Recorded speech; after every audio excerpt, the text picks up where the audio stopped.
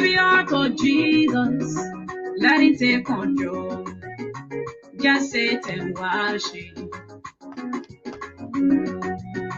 I know it hurts you, and I know it's painful. No way to wait, so you have to let it go. Your best friend is not your secret enemies. Let it go. Your wife is getting married to another man. Your husband are falling in love with another woman. Don't let it bother you. I say let it go. If someone overlook you because you live in zero, if they insult you because you don't have nobody, if they say you will continue to be a zobo, if they say you will continue to be a prostitute, if they say you will continue to be a beggar, you will not marry, you will not bear your own children. If they say your knee is for a borrow, Sunday go to meeting, mommy can say no, Johnny judging. Welcome, this is the Liberia Public Radio, and this is an informative news magazine, Freedom Watch. Today is the independence of the Republic of Liberia. Just do what a favor, just hit the share button, and I invite someone to accompany it. It's Liberia's Independence Day. The country is now observing our independence. It's after 12. It's 8:21 Eastern Standard Time.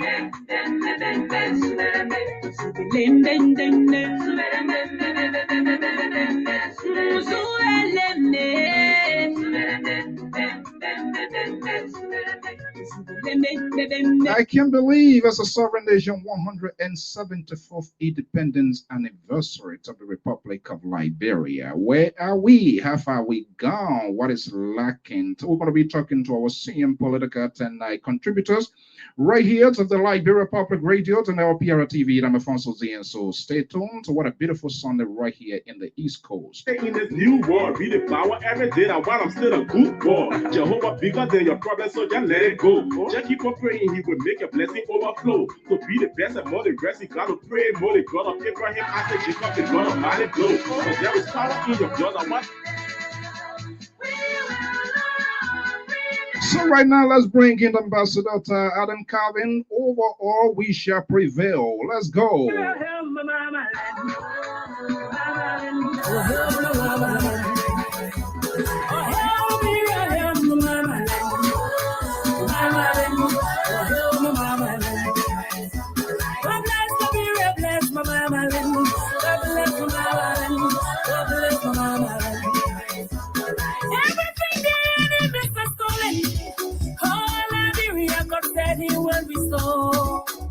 Oh man, one day we shall restore. Your dignity, even your resources, God said He will restore.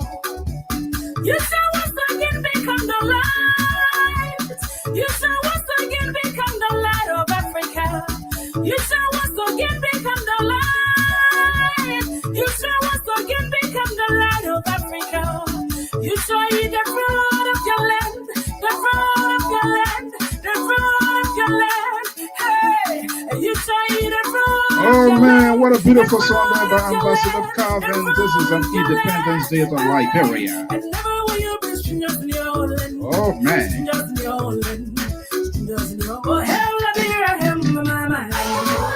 No matter what, Liberia is our land.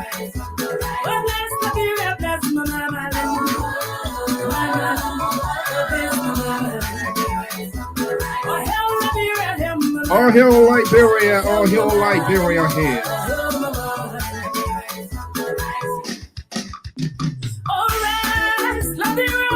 To the President and the people of the Republic of Liberia, we say happy independence, and to our patriotic citizens, despite all of their ups and downs, we say happy independence. And even if you are in the diaspora, we say happy Independence Day.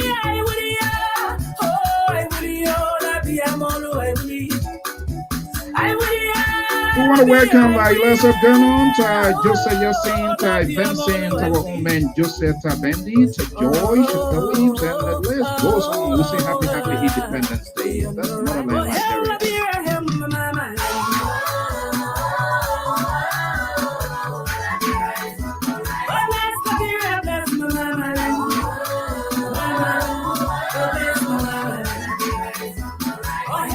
Okay, let's see, holy Liberia. Adam Calvin.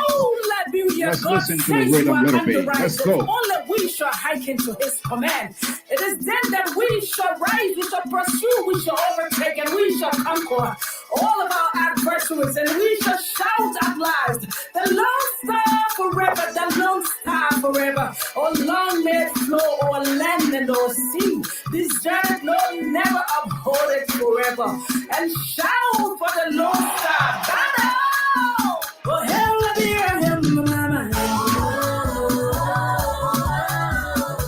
oh man. Bless Liberia, bless Liberia. It's the independence anniversary of the Republic of Liberia. What a beautiful evening to right here from the New England Bureau of the Liberia Public Radio as the Federal observe 174th independence anniversary. The best of political team, contributors, and analysts of the Liberia Public Radio are all standing by. We're going to be looking and dive into the independence and what it means, good governance as we observe this independence anniversary. Because of the answer, the guys are standing by. Let me just bring in them here quickly. Let's get the ball rolling.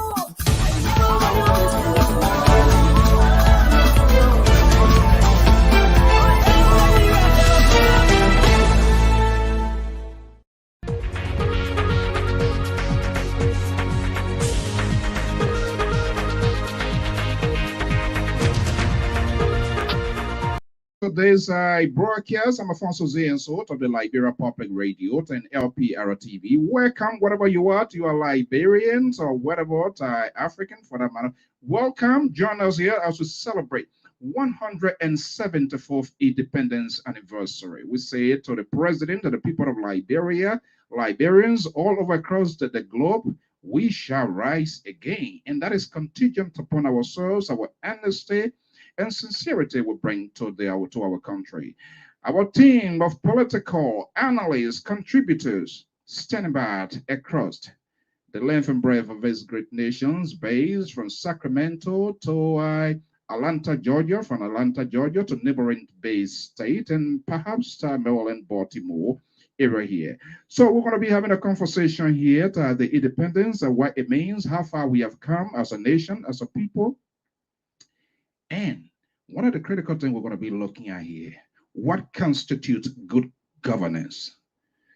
We are here good governance. What actually it is? We're going to be asking our analysts to dissect. And of course, you, our followers and listeners, we will also form part of the conversation here. And I'm wondering, will there be an audit comes 2024 when a new president or the current president is seated? What that means. Ladies and gentlemen, welcome to the show. Let's bring in from Saxtown, Sacramento, the most liberal on this network, Samson Bloku Branto is here, is the host of Conversation with Samson To. From Atlanta, Georgia, far right, Amos George is right here, best of political commentator and contributor to the Liberia Public Radio. From another liberal state, adding to the already liberal ground that we have, is Mr. Sam Chi Jackson, is based from the Bay State of Massachusetts. Let me just bring in Mr. Jackson, just straighten your camera good so that they will see.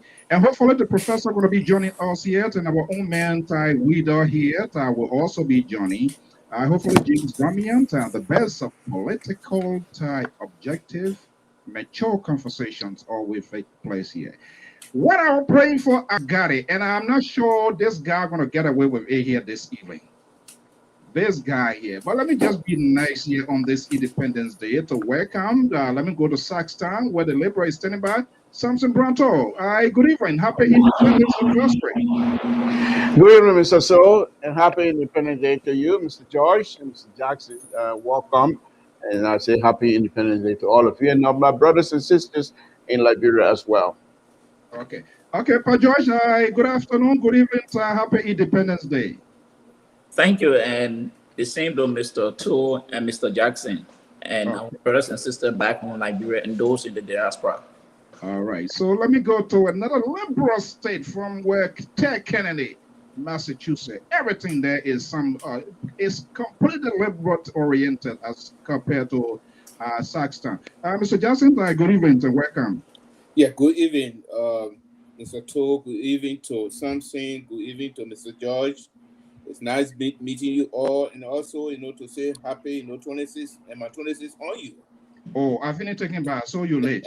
I already finished taking back. Okay. So, Pat George. Yeah. Who here? Let me muddy this water a little bit so we can get it raw here. I want you to look at something tall and look at me. This is the guy who always say he's from Town.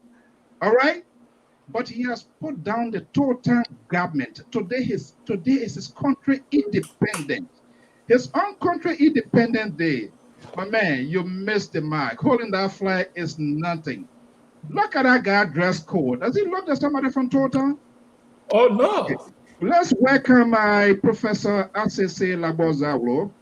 He's the founder of 2 schools, contributing, giving back to the country, and also a strong supporter of the ruling establishment. Professor Zawlo is here. Professor, good evening and welcome. Thank you. Thanks for having me on. Happy 26 to everybody, and my 26 on you guys. You're late. I already finished taking back. Look at local something too. Viewers, your local something too. I knew he was going to fall in my bookie trap this Independent Day. He acting like what? He dressed like a Donald Trump. His country independence. Then he say you're liberal progressive. They say you're liberal progressive. They say he's from Town. Living here in my African, I represent like a petit bourgeoisie of Liberia. Like a petit bourgeois. I didn't tell him what I was going to be wearing. And I knew you were going to fall in my bookie trap. So who was really from Total? You were from Total, I'm from BI.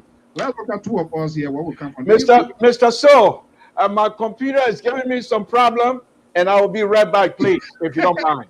If you change, then you are already so out. Don't go. I'm not going to tell you about. Yeah. Okay, gentlemen, thank you very much to our many viewers and followers, wherever you are across the globe. You are Liberians, opposition, imposition, suppositions, independence, if there's any. We say happy Independence Day and welcome to the President and the people of the Republic of Liberia. We say happy Independence Day. Okay, guys, let's start the ball rolling here, quickly here. We're going to have a conversation here. The nation is observing our 174th independence anniversary as a sovereign nation, as a country. So let's push the ball around here. Let me start with the Liberal. After smashing him down, let me put him back into the game. Okay, something. And there are 2 basic things we're going to be talking here about the independence. And most often we hear people saying corruption. People are no good governance, this, that, blah, blah, blah, blah, blah, blah, blah. What are we going to get your opinions here? What is the what good governance constitutes, or the element, what we should be looking for as we observe this 174th independence anniversary? And then the hope that I attach here, if always out financial malpractices, people taking government money as if a lead, comes 2023, when the new government is seated, be it CDC or the opposition, will there be audit? Audit is the name that the word that people don't like to hear. I don't see it to be a bad word. It's just a verifier. So, Liberal, let's the Independence Day. What is the true meaning of it from your end? How do you see it? We are 174 years old, my man. Thank you, Mr. So. I think, and I want to welcome all of you guys. I say thank you very much. It's a wonderful day for Liberia, 174. That's beautiful. And for us to still be alive, to be able to watch this, whether we agreed or not, whatever idea we have, but to be alive is a wonderful thing. And I also want to take the opportunity to thank the wonderful Jehovah himself, God, for making it possible for all of us. Mr. So, I will try my best tonight not to go politics on this thing here, but I think from all indication, the trend of Liberian economic is going south. According to all indication, I've been doing research today all day. I've been reading a lot, and all indication saying that the Liberian economic situation is going downward instead of upward. The poverty condition in Liberia is getting worse. However, you cannot wrap all around Dr. Weah and this government. Dr. Weah and his government, I believe, came into office with no structure. There was no structure there for them, as far as I'm concerned, for them to build on. So I think what was happening was they want to build structure, at the same time want to take up what the previous government started from. And so for me, I think it was very difficult to say you want to build structure, but at the same time you want to implement some of the policy of the old government with no structure. So I think, Mr. So, I think it's very sad to see that the situation in Liberia is not getting better. But I don't want to wrap all of that around this government. I think the government, one thing I will say for sure, millions and millions of Liberians tonight will wake up tomorrow morning saying, that's good. That's good. For a country where people are dying from COVID, for a country where people are going to bed with hunger, and to be able to wake up in the morning being saved, I think that's wonderful. And I think we should all pray for this government to succeed, and whoever is leading us to pray for them as well, Mr. So. Okay, let me go to Atlanta, Georgia, where senior contributor Amos George is there. Amos George, if you want to call you, we are observing our 174th independence anniversary. What is that? What it implies? What is the interpretation to what are you getting? What is the concept? What the independence? How you see it? I will take it in twofold. We cannot account for anything in terms of human development in Liberia. 174 years. We cannot account for anything. So nothing. No, as people, yes, we are proud to have survived and see this day or tomorrow. But to point attentional for a 174-year-old country, looking at the worth that the country had, and up to now, for me, I'm ashamed to talk about Liberia, actually, in terms of the infrastructure and human capacity building in Liberia. Looking at those years and compare to other countries that got the independence in the 1950s and 60s. To be both of Liberia, yes, but I can be too happy. And to say that the Labour made mention that past government did not leave no structure for the present government to develop on. But at the same time, he's saying they're trying to take projects that the past government left. And there was a marcher of change these people preach. They knew they had been 12 years out there. They should have something waiting to come to keep the ball rolling. So I don't think that should be an excuse for any government, present or past. They have been assistant. What we need now is how can we change this system? Because it's not working. It has not been working. Massive corruption in the past, alleged corruption in the past, and the present. So that is the million-dollar question. How can we move forward? That is what I'm looking at. And one of those things, the rule of law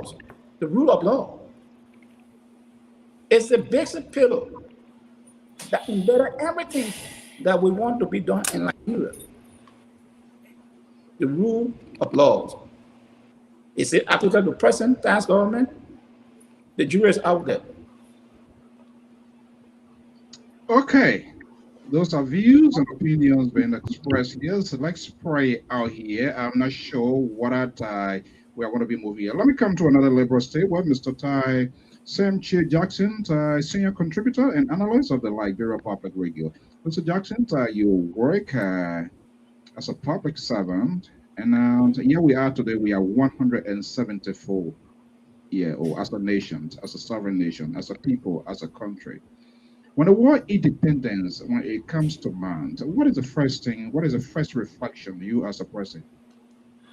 Well, I'm thinking about sovereignty. People that will be able, to have a free way, express the right, and what they want to define itself. And I think that one of the things, that independence gave us is we have been able to define ourselves as a country. That is, we have a border, we have a flag, and there's a rule of law. The only thing I felt that I would want to be different, with something is to say there is no structure. There was structure in place. It's a fact that is how do we enforce the rule of law is our problem. So if I would tell you that if the judicial system, that is one that was set up recently, during when Ellen came in, the American came in, and went and renovated the whole temple of justice. There was a judicial system put in place. Do we implement policy, that are being set out? Do the rule of law has it been carried out? No. So I would not say that there is no rule of law. It's how do we enforce the rule of law is one of the things, and it's one of the key points we're going to discuss here, that have to do the governing system. And what does it mean, whether the institutions of the government are still working to see whether we're able to meet the needs and wants of the, of the people, of Liberia. Okay, folks, we are just getting started. This is a network where mature, civil conversations, agreement, disagreement unfolds right here, but it's done in a civil context. Let me bring in Professor Asese Labozawot near the capital of Washington, D.C., close within the proximity of the seat of government. Look, Professor, here the LIBERIA'S saint went on to ask the independence, and he started with a kitchen sink his red make right at your doorstep here. What is he missing here? What is your understanding of independence? No structure in place. Those are the words. That's not my creation. Those are the words of the liberal. He started up now. That's the red meat he's already thrown out there. And I know he's speaking indirectly to you. That I can tell you. He was not telling you an honest, happy Independence Day. This is something he's been planning for. But let me just hear from you, Professor. Independence Day, what do we have to celebrate? What entails? What is building within you as a Liberian as we observe this 174th Independence anniversary? Well, firstly, let me begin. Thank you very much, so, and happy Independence Day to our audience out there. I also want to say to our audience out there that COVID-19 is real. Speak to your family, speak to your relatives back in Liberia to observe the protocols so that we can be able to save our civilization called Liberia. Now, having said that, I will say that the liberal progressive had it right to a large extent. And Mr. Jackson also had it right. I think there's a lot for us to be joyful about. And the fundamental thing is that the right of the people to self-determination. And that's something that we have. Nobody could take from us. The fact that the founding fathers of Liberia were able to declare themselves free from a colonial power or from a power that actually exists as a colonial power but positioned itself as not one. I think that's a significant reason to be joyful about. We are an independent state. We are Africa's first republic. The absence of Liberia, perhaps would have not made it very predictable about some of the things we saw happening in Africa. I think the fact that Liberia stood the test of time as a nation, as a sovereign nation, paved the way for the independence of other African countries. So I think that's something we should be proud of. But let me come down to our country. When I look at our country today, I don't want to be beating my people. So let me establish it first, and then I'll come back to provide other context. Let me establish here today that in Liberia, the ordinary person cannot be happy. The ordinary person cannot have a happy Independence Day. When an ordinary person lives on less than $1 a day, it's impossible to have a happy Independence Day. And that's troubling. And it behooves every Liberian, people in government or people outside government, will be well with us to do something to improve and impact on the lives of our people back home. It's unsustainable, it's unacceptable. It's a threat to even those of us who have. So we must do more to empower and improve the livelihood of our people. When I come down to what liberal progressive said, look, our country was built on flawed principles. The foundation on which our country was built has undermined the ability of successive government to accomplish what they envisioned they would have accomplished once they got in power. when you build a sectionalistic nation, when you ostracize a significant portion of the population from the corridors of power, and wealth is concentrated only in certain sectors of the country for over 130 some odd years, it will take even equal or more that number of years to spread the wealth across and to see development touching every corner and every strata of our society. That's the first challenge. The second thing is that corruption continues to plague our society, irrespective of whatever government is in power. We Liberia, the Liberian citizens, ordinary people of Liberia must begin to do more to end corruption, to deal corruption, a blow that will end in our society. Our problem is not the absence or the lack of resources. It's about the utilization of the resources for the betterment and the common good of all. You know, with our capitalistic system, people tend to put themselves first and the interests of ordinary people last. That's concerning, and we have elections after elections. If corruption continues, we'll still not be able to benefit the way we should be benefiting, and more of our people live in abject poverty, and we'll continue to question why was it necessary for us to be a sovereign state. The issue is not our sovereignty stood between us from being successful. The last thing I want to say is that, like I indicated, I said our country was built on flawed principles. Trading raw materials and getting money from it is not going to develop any country. If you look at Malaysia, look at Singapore, look at Japan, coming out of the World War, coming out of colonialization, and see where they are today, what took them out of those things was what? Investment into education and technology. Japanese use technology to become a world power. Malaysia is using technology today and develop adding value to their own products to become a world power. Indonesia, Singapore, all those people are adding value to their products rather than just selling it out there. We're going to change our mode of running our economy. We're going to move away from the plantation mentality to get into the manufacturing industrialization mode. And I hope that we can all see that happening in Liberia. Honor Dr. Weir.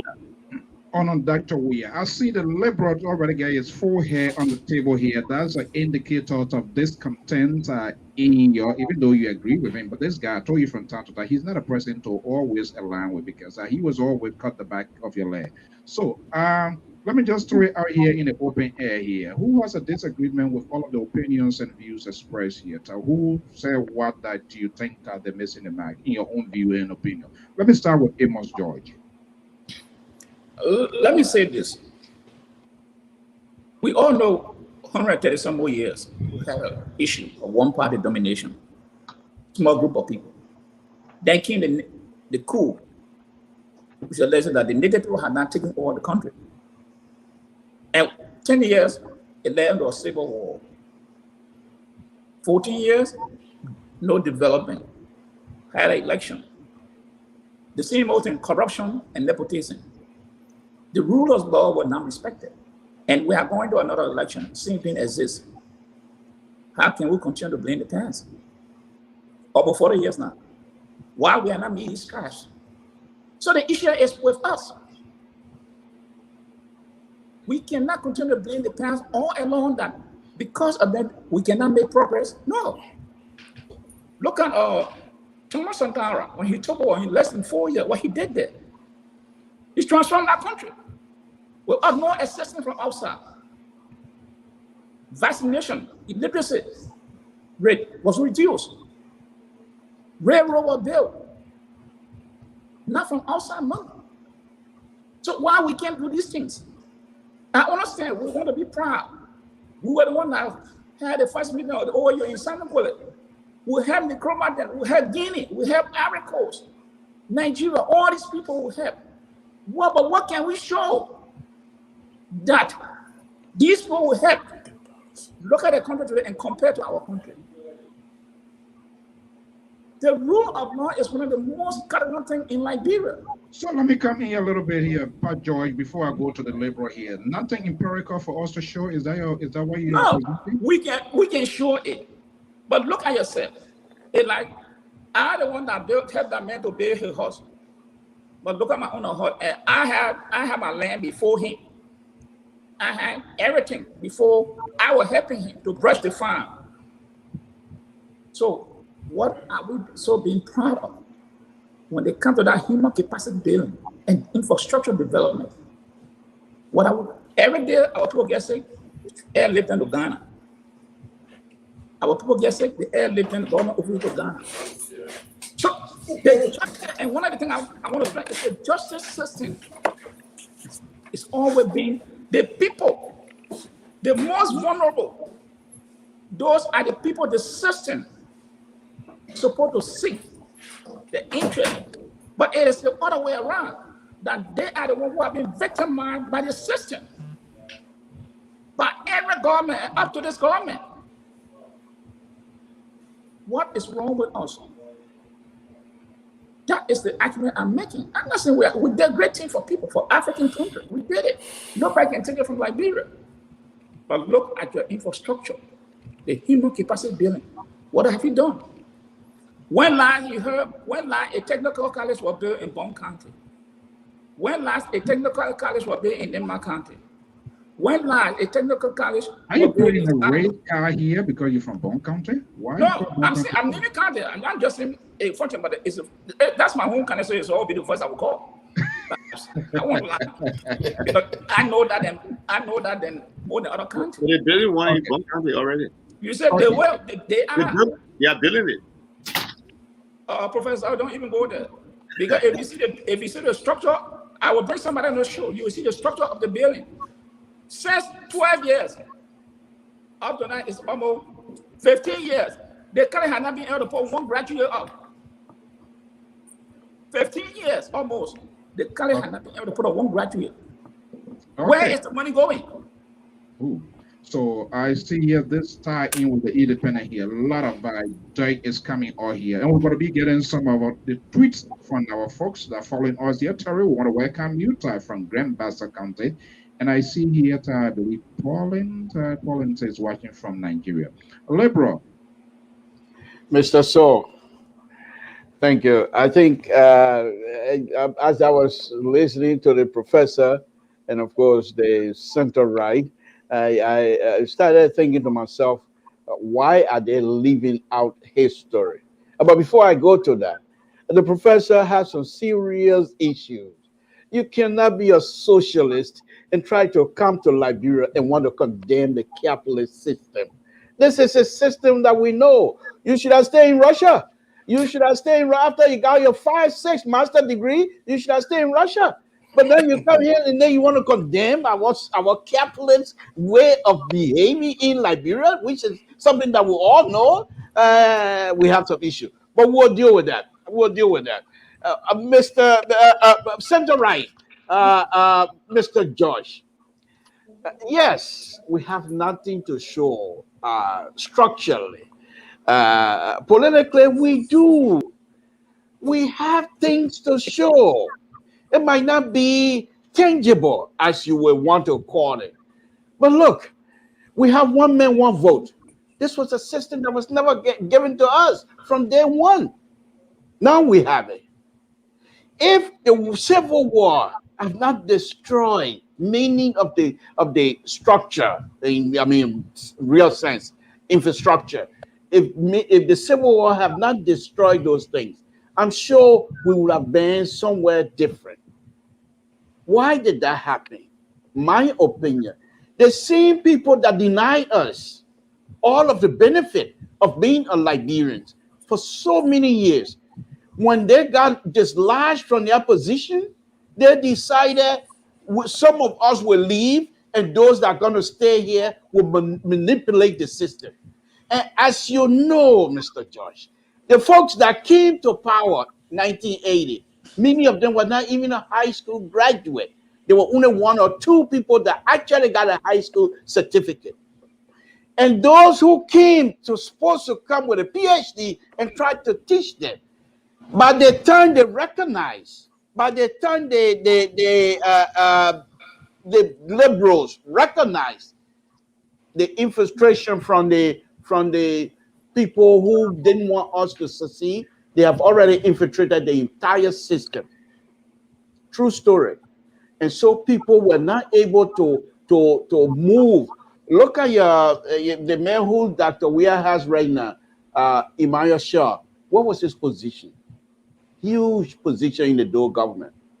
And if you even look at the Dole government those days, how many actual people from the say countryside, somebody went to elementary school with no shoes, how many of those people were actually working? So for us to sit here to say we have nothing to show, I agree. Structurally, there's nothing. But we're getting there. We're getting there. We have now one man, one vote. All we can say that those who are now responsible for our leadership should give every Liberian the opportunity to give us the opportunity to rebuild the country. This is where I differ with the present administration, because they're not providing that kinds of leadership. They are not providing the leadership that will allow Liberians to fail, be able to fail as Liberian, as well as being able to succeed as a Liberian. You cannot manipulate the system to say, I'm going to make you successful. This is what this administration is doing in terms of infrastructure, because I am in that field and I'm seeing exactly what they're doing. They're taking the money, supplying it to the foreigners, and these foreigners are taking the money out of the country. This is not something that will build this country. So I just want to say that we do have a system, and I mean, we do have a one man, one vote, which came about through this struggle. So we had that. So that's something we can build on.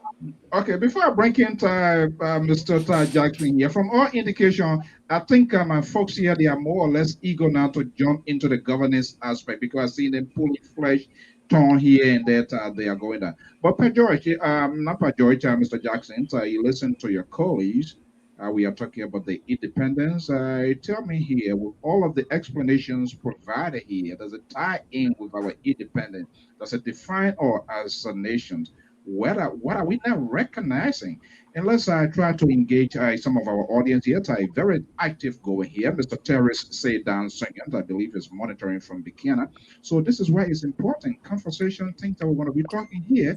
People far and near, they are listening, and this is what civility is very, very much important. We don't, is our taboo here, we don't cause here. This is what down here. Let's make them to feel part of the conversation. They are Liberian, they are observing the independence here. He has a concern here, and you guys can throw in here. You say, I want to know if Liberia was colonized before getting their independence, and by which country. This is to show that the history of our country is not being told to the young generation. A lot is not being done. They're not providing explanation. I will leave that there here. So I want to come to the professor. But Mr. Jackson, let me just bring you in here. How you listen to your colleagues? Where anybody fall below the belt? No, not 100%. But let me just go back when we talk about why the tangible for independence. If you look at from 1980 to present time, one of the reasons that people say the coup was necessary was to settle the three pillars of government institution. We talk about the judiciary, we talk about the executive and the legislative, where there will be a check and balance between these three pillars, and there where we see where we're able to measure performance, that will hold people accountable to this point of time. From 1980 to present today is 41 years. If we take that 41 years and we continue to complain that the old people didn't do anything, then the question is, what have we done that we're able to add up to this? What have we done from 41 years? You understand? Who can we hold accountable? And how do we measure people's conduct and their performance in managing the public resources? Where are they? And you understand? If we continue to say we'll just be bringing Joseph Jenkins Rabble, we'll be bringing those people. Their days are gone. We know that errors were made. But how can we hold ourselves accountable is one of those things I feel that is missing up to this day. And if we want to say we will compare those countries that came after us, they have made a lot of progress. You and myself were on Bububuron. Look at Ghana. Go see, the teacher, college in Ghana. Go see the science and tech in Kumasi. Go all the way to Temale to see the institution that they built. They hold people accountable. It's not something to say it will be done by one person to say, oh, this is what we are done. This is what I will do. It's what the government will do, and the government will hold people accountable. I feel that we are not being able to do that. And whether it's a cultural oriented something, I don't know. But until we can realize that since 1980 to present, that we are able to regain, these pillars of government, and be able to establish it, and we have not done anything, then we'll be blaming other people for nothing, because we too fall within the same crack, of the I don't know. Okay. So let's come back to Terry here. I'm going to be getting here. Terry say, I want to know if Liberia was colonized before getting their independent, and by which country, guys? No, Liberia was never colonized. Liberia. Right. Liberia was never colonized. Liberia was established by free slaves, and they were able to govern themselves for 17 months.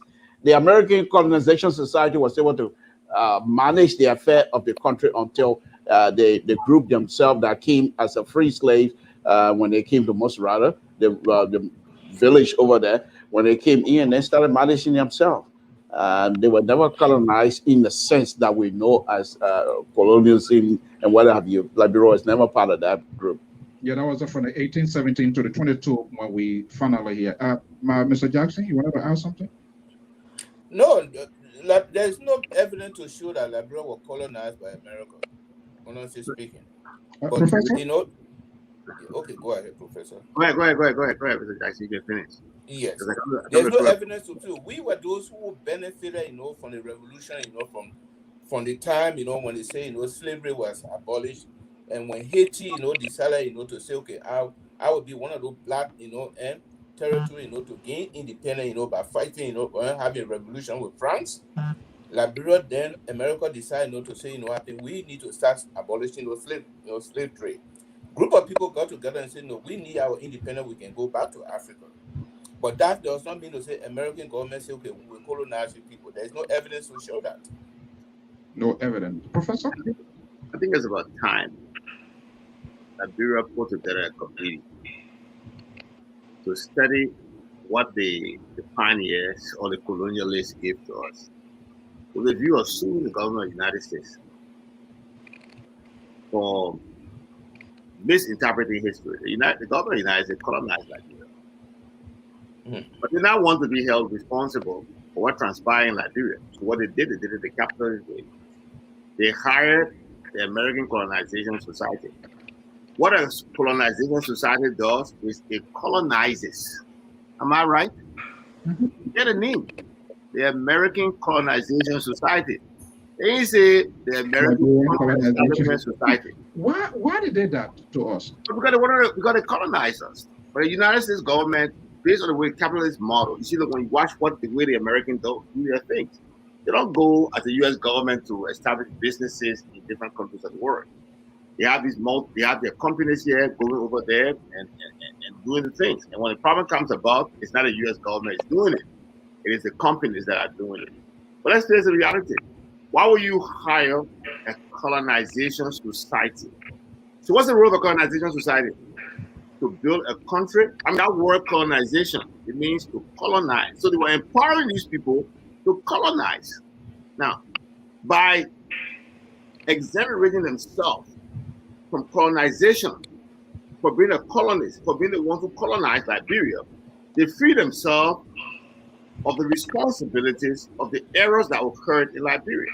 What are the errors that occur in Liberia? We know all the errors that occur in Liberia. The so-called pioneers came to Liberia to inflict on the natives exactly what was inflicted on them when it was sold into slavery in the Americas. That's how our country was developed. You got to be very careful. The United States didn't want to be here responsible for piracy and another form of slavery in Africa. So they were playing games. They were games with us.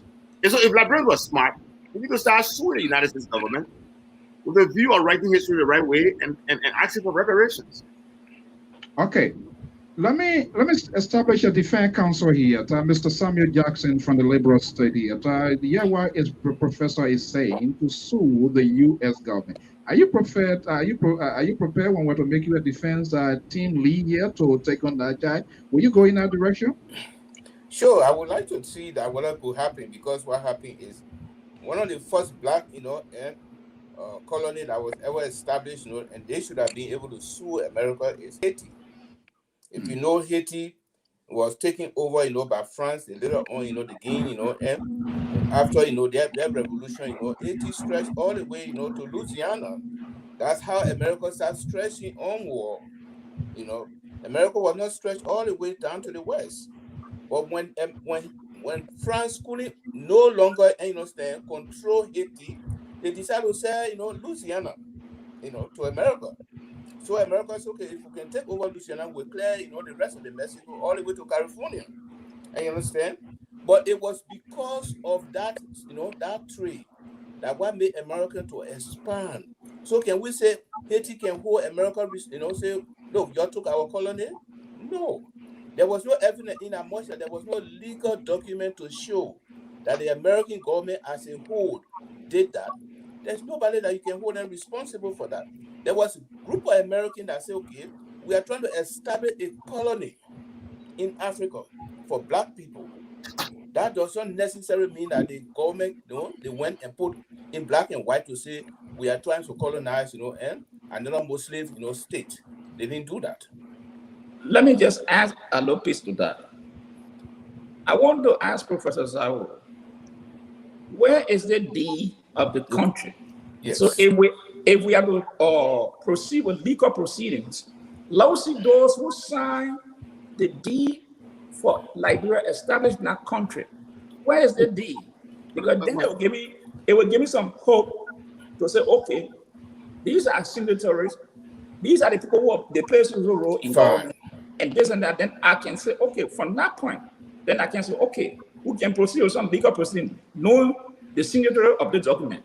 Where is that deed? Which deed are you talking about? Our land was the never country sold. Liberia. Mr. George. Mr. George. Maybe you can direct to the library that has that deed, Liberia. And I will say this out of boast, but I think Mr. George, Mr. Toole last time I made a little joke about it. I said I never grew up, I grew up in Monrovia and Chacatown all of my life. And so maybe you guys will know more culture than I know about. No, I grew up in Monrovia. Let me finish. So maybe Mr. Are you Monrovia boys? Are you Monrovia guys? Yeah, that's true. Maybe Liber Progressive or Mr. Toole. I don't know Mr. Jackson. One of you guys will answer. As far as I know from my grandfather, my grandmother, we don't sell our land. I mean, did that change? Do we sell our land to strangers? Look, Mr. So, this independent day kumbaya here, I'm getting too much of that. I think it's about time we break this up here. What kind of business is independent day kumbaya? Who did why? Look, if you were to sue America, I will ask America, let me be their lawyer, and we will clear everything out of Liberia. Your iron ore, your rubber, your diamond, we will take everything because you are nothing. Look, why would you even think that? This is what the American Colonization Society, it was an organization that was set up by the U.S. hired by the U.S. government. Slaves from here back to Africa when they were emancipated.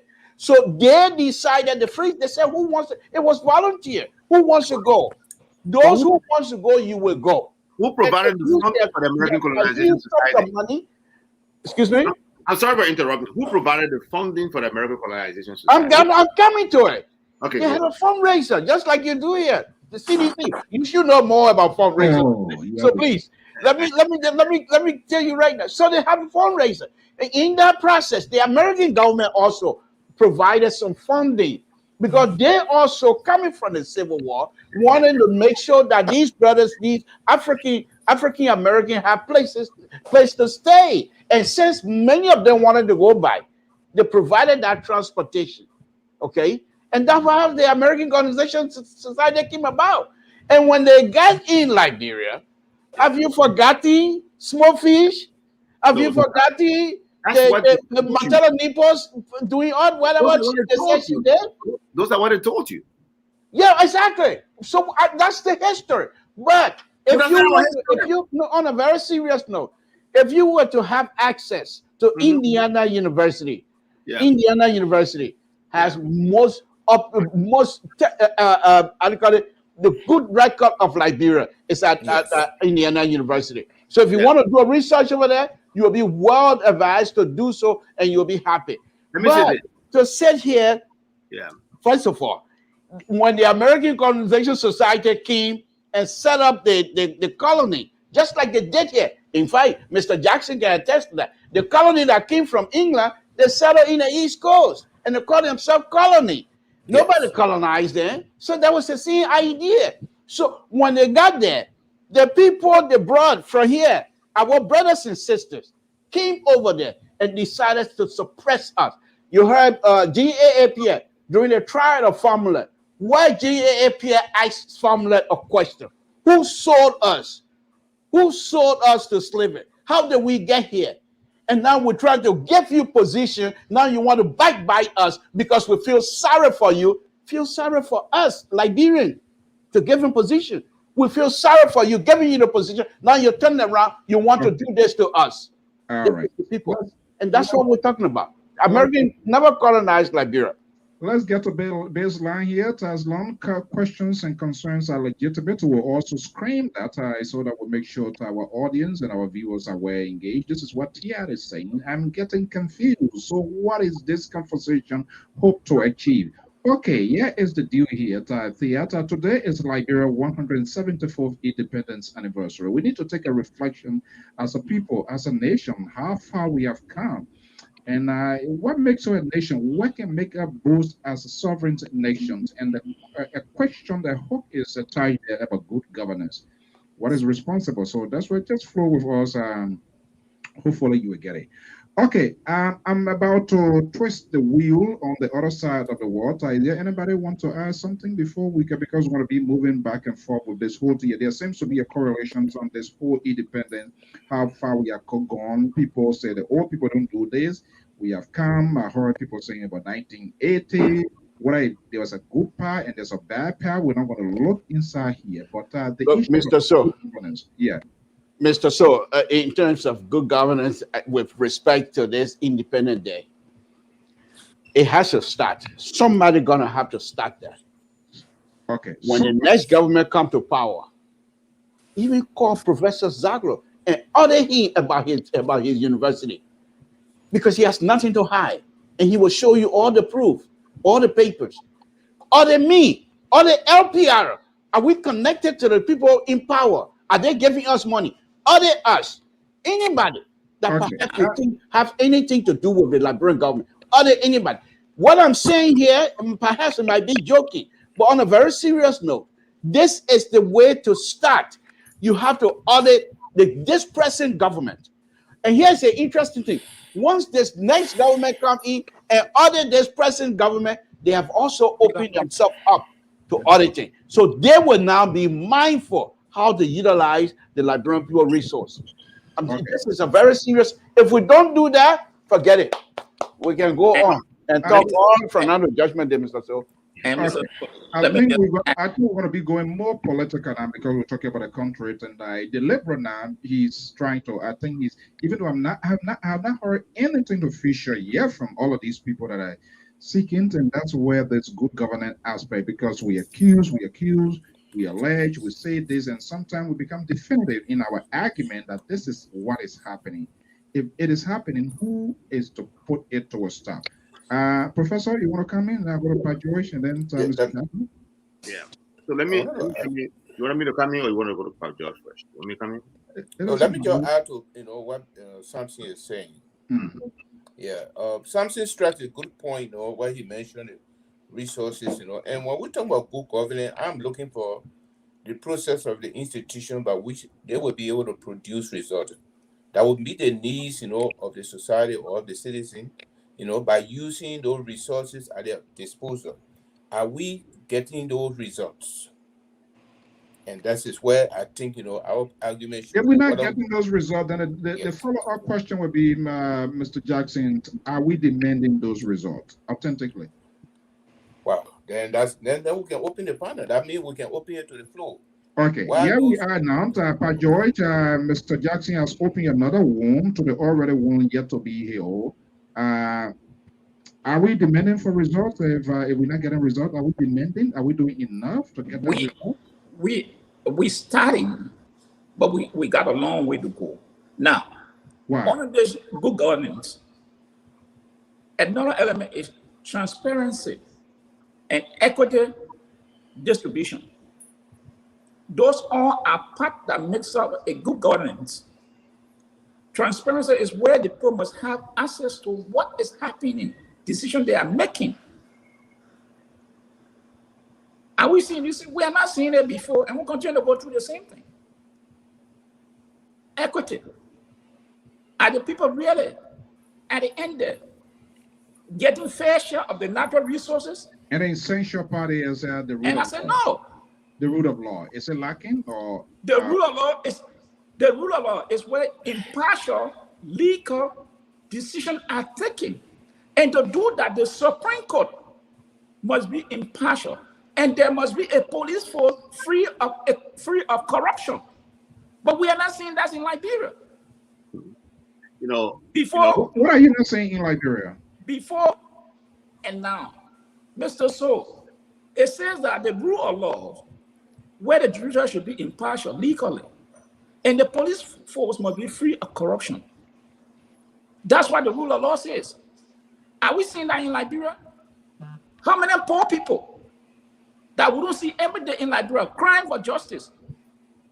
If you don't have money, if you are not connected, you got no justice in Liberia barely. This is a system. It's not now, but it's been before and continue today. Okay, let's square. Oh yeah, are you saying there's no justice in Liberia? Mr. So, when we talk about justice, it's not because one or two persons go and get redress. You're looking at the vulnerable, the most vulnerable people. Do they have justice?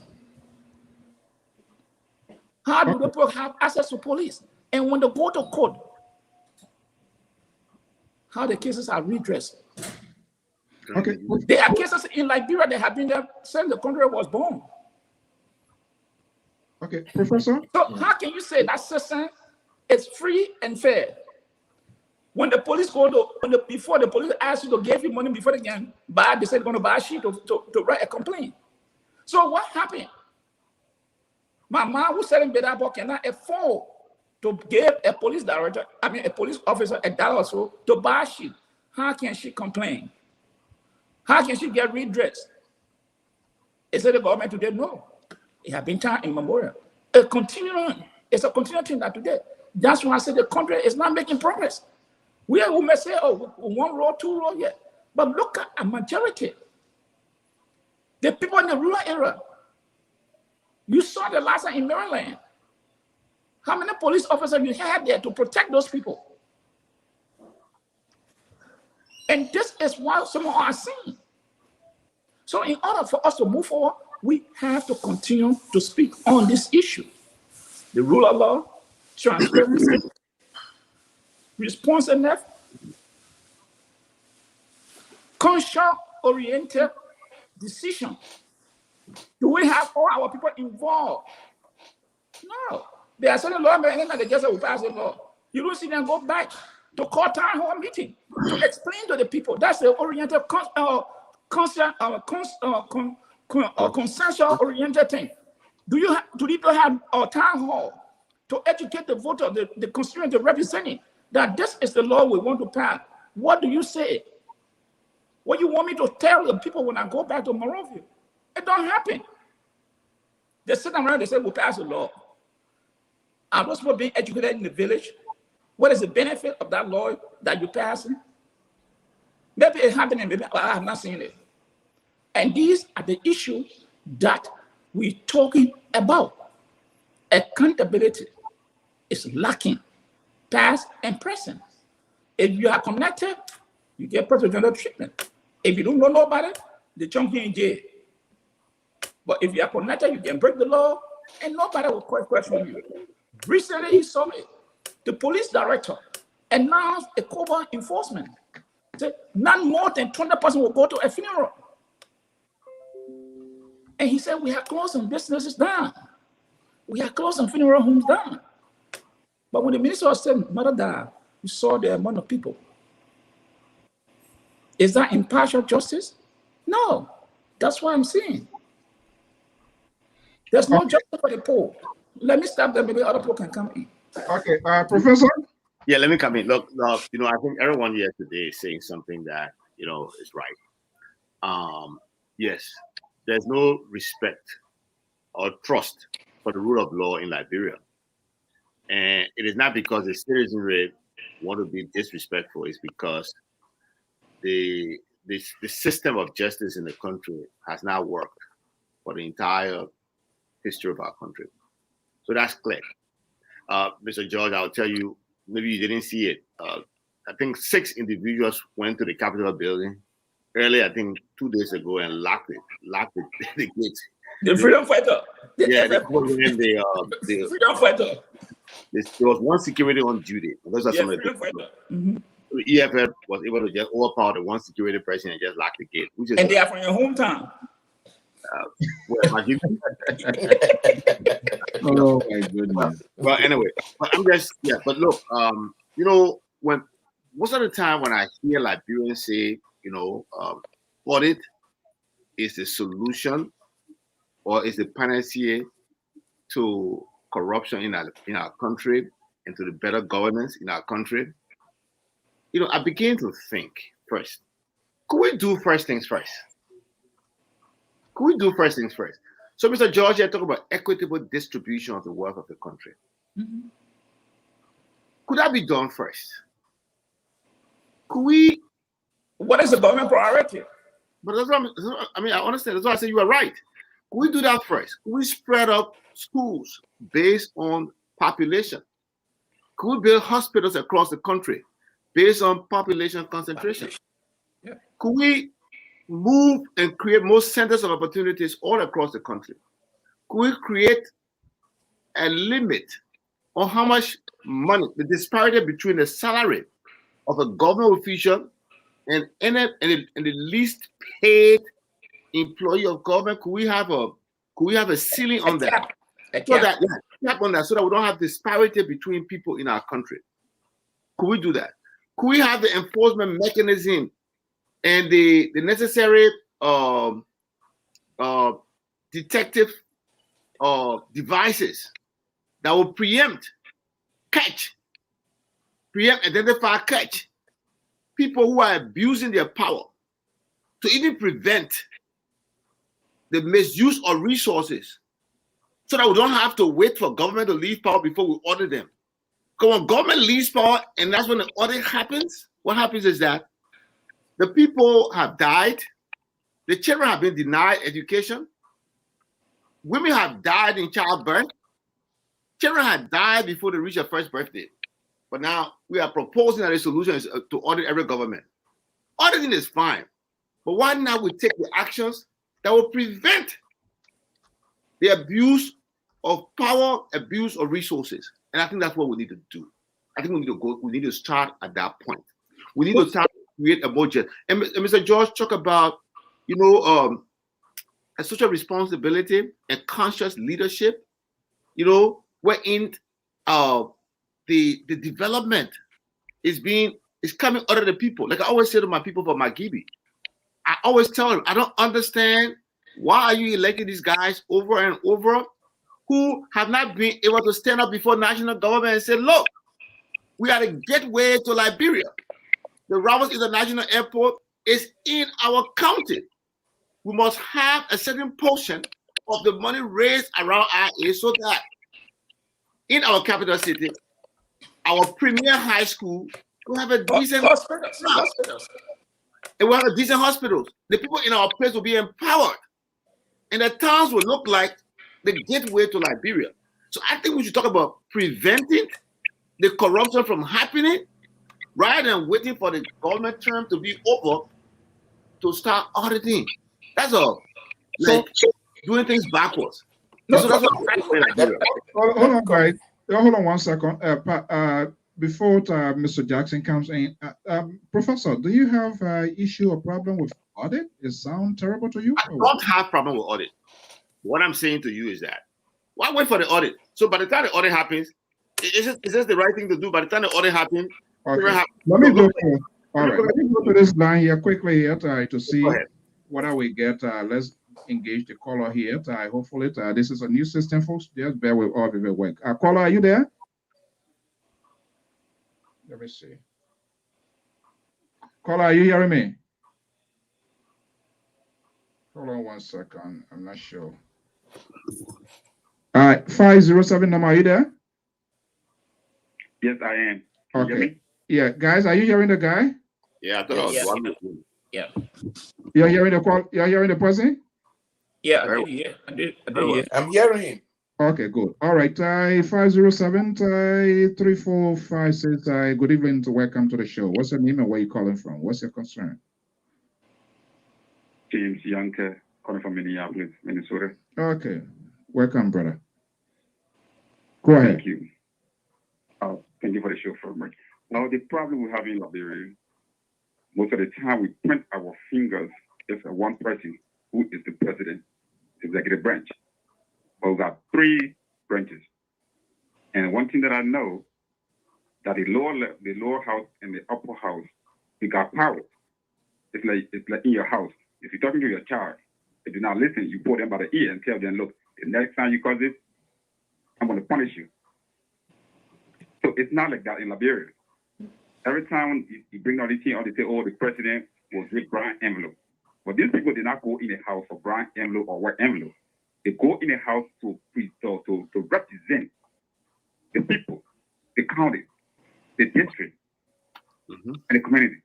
So if they go into the house and every time people point their hand at the president alone, he's just one person. He got a pen on the finger.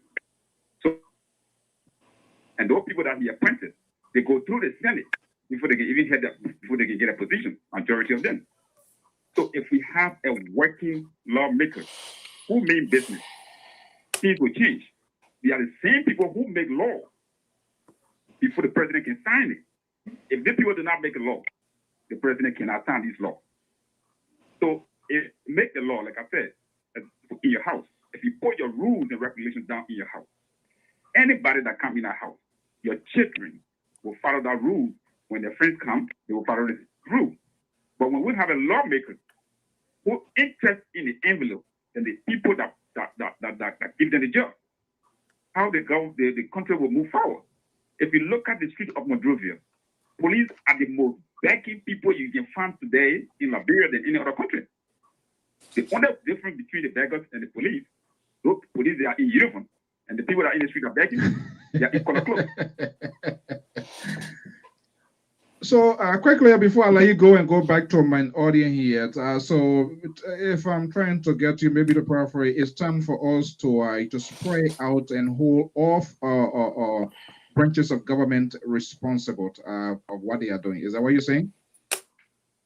Yes. Okay. Yeah, that's what I'm saying. That's exactly what I'm saying. All right. Thank you very much for the time. I appreciate it. May God bless you and continue doing the hard work you're doing. Yeah, let's we'll continue to have this sort of civil conversation with the hope that somebody will listen to us. Thank you so much. Okay, let me go to the other party in the conference. Let me see the let me see here. This caller here left. Oh my goodness, I already screwed it up. Okay, let me go back to my guys here. Gentlemen, are you there? Yes. Yeah. Okay. That was a point stressed by a Liberian.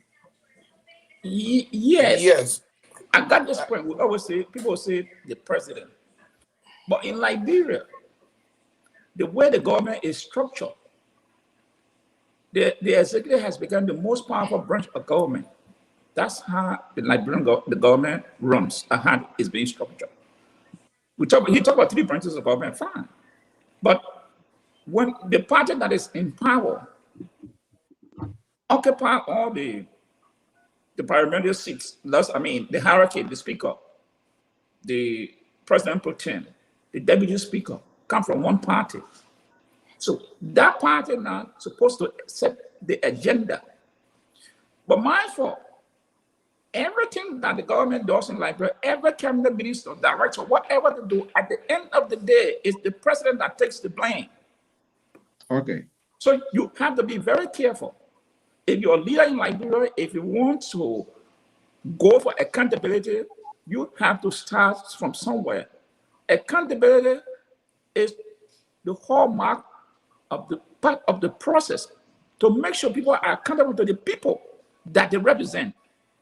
And it's not happening. And I just want to say this. It's not happening. Professor Zawo, I do agree with you. I didn't say audit should be done at the end of the government term. Audit should be something that it should be done whether annually, while government is in power, or 6 months. Those things are supposed to be done. So these people can know that some institution is checking on them. But every government doesn't do it. Let me just... Okay, Mr. Jackson. Yes. Let me just add to Mr. George, and Professor Zaro issue about auditing. One of the problems, that I hear people saying that they have an audit, we have a couple of, an audit report right now that are sitting either on the president's desk or whatsoever. Take the Crow, audit report. If you take the Crow audit report, all that was recommended, once there is no compliance, it means nothing. Whether they can audit or not, nobody going to follow through.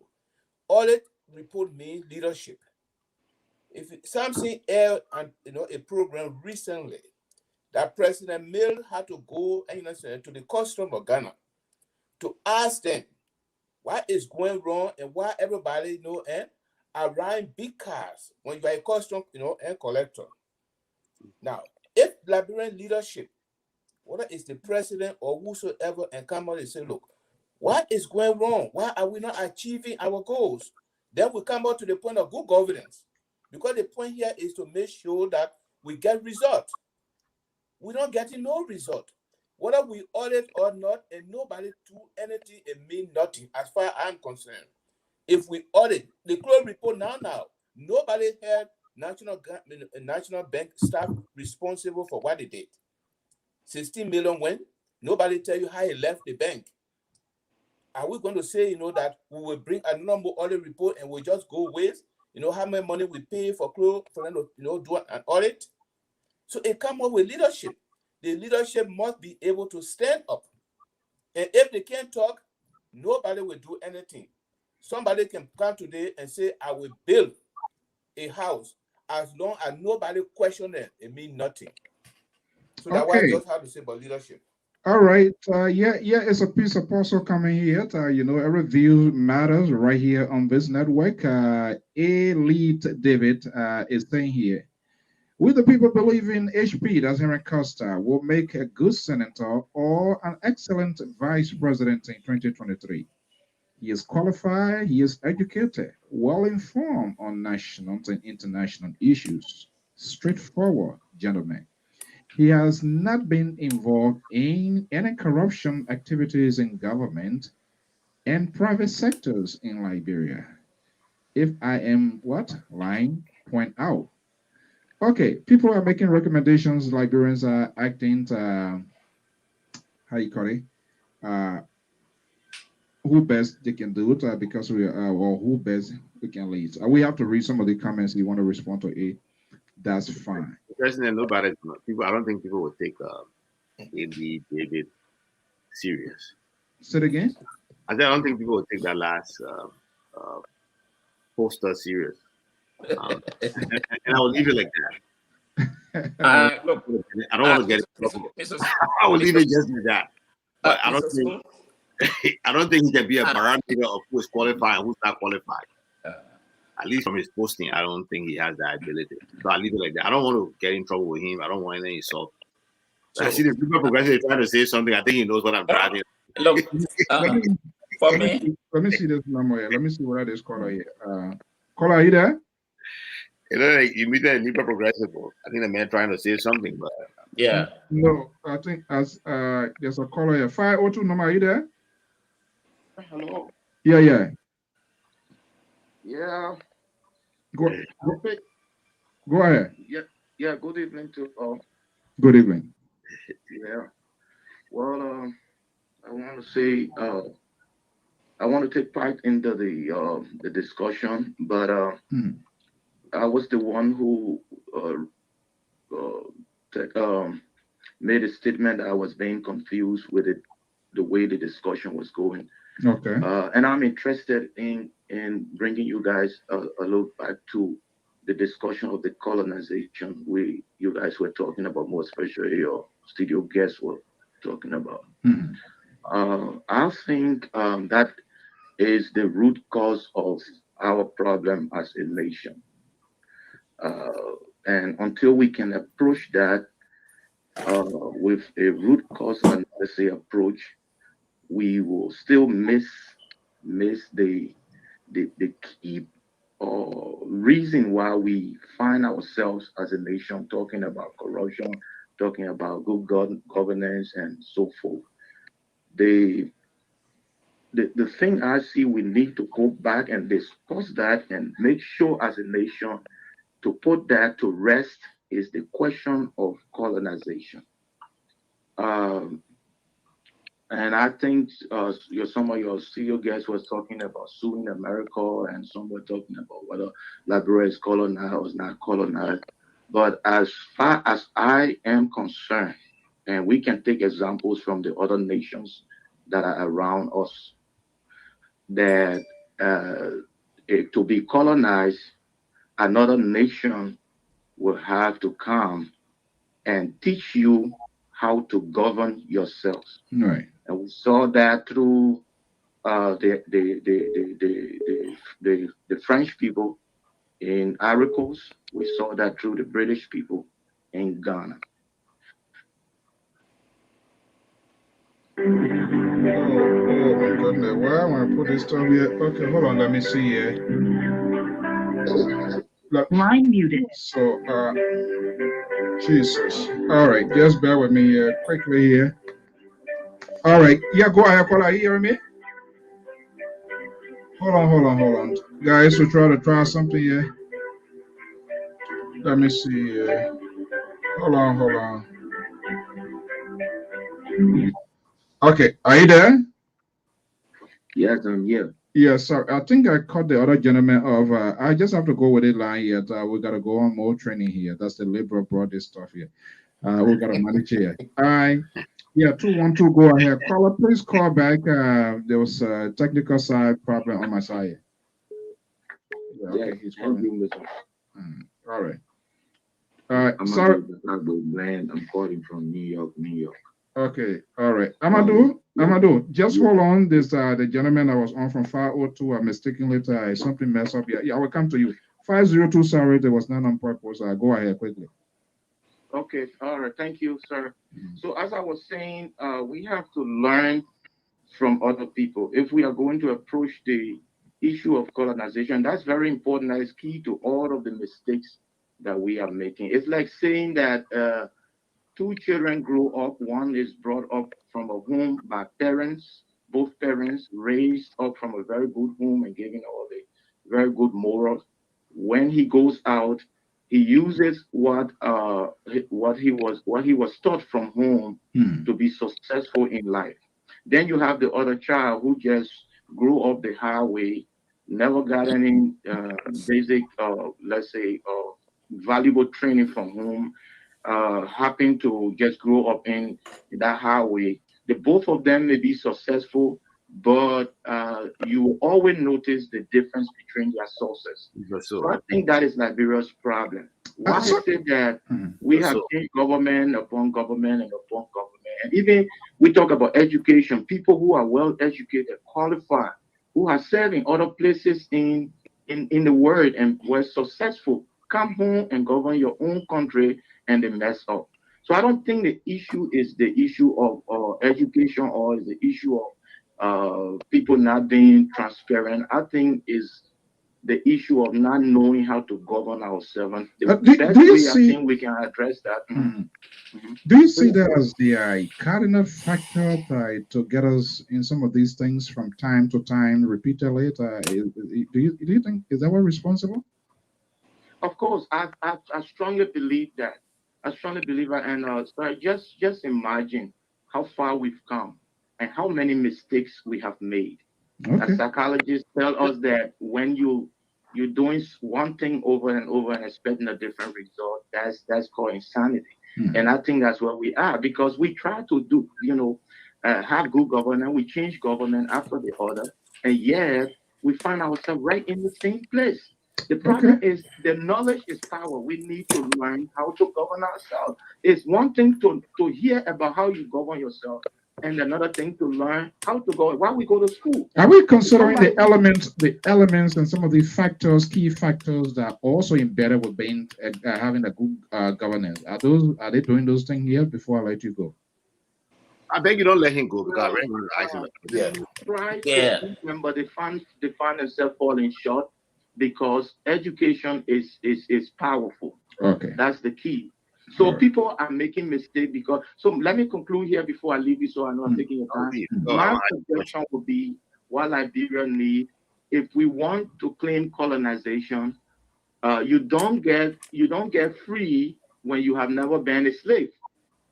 Okay. You don't get free when you have never been a slave. So if we want to claim colonization, we want to do that, then we need to be a slave for it. We need to be colonized by people for it. We need to go on our settlement. All right.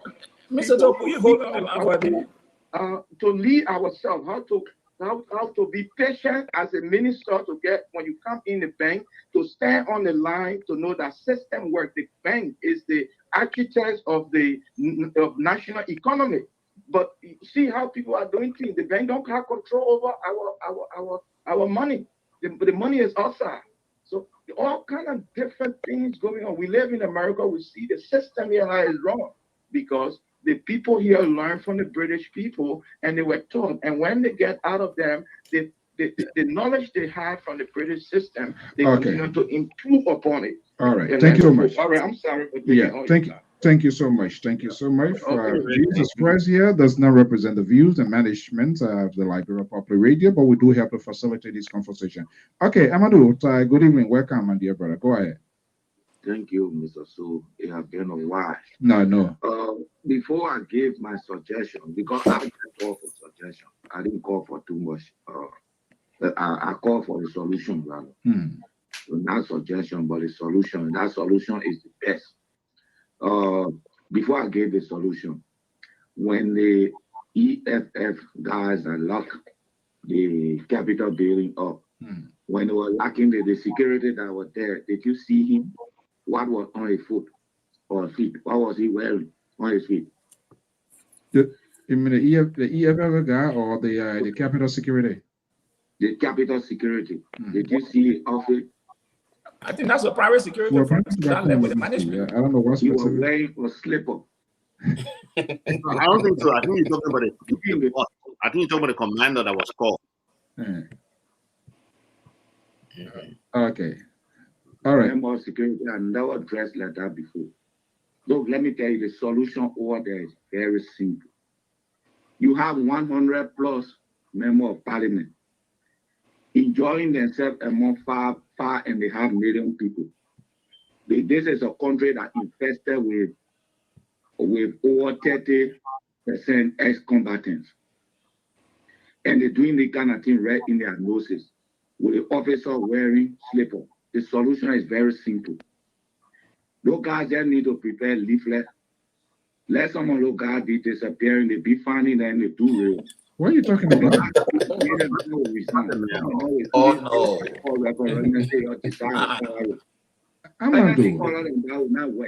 Amadou. Just imagine tomorrow 170 plus years old. Hello? That's the only solution. Amadou? No. Yes. You said that disappear. What specific? What are you talking about? For example, to murder them? Is that what you're saying? The people, they will stop. To murder them? Is that what you're saying? To kill? Though, if you have cancer on any part of your body, why are they going to do? They cut it off. Answer my question. Is that what you're saying? Well, I'm telling you, okay. Any part of your body is hard to kill. All right. Cut it off. Okay. Thank you so I'm much. not the one that brought that rule. All right.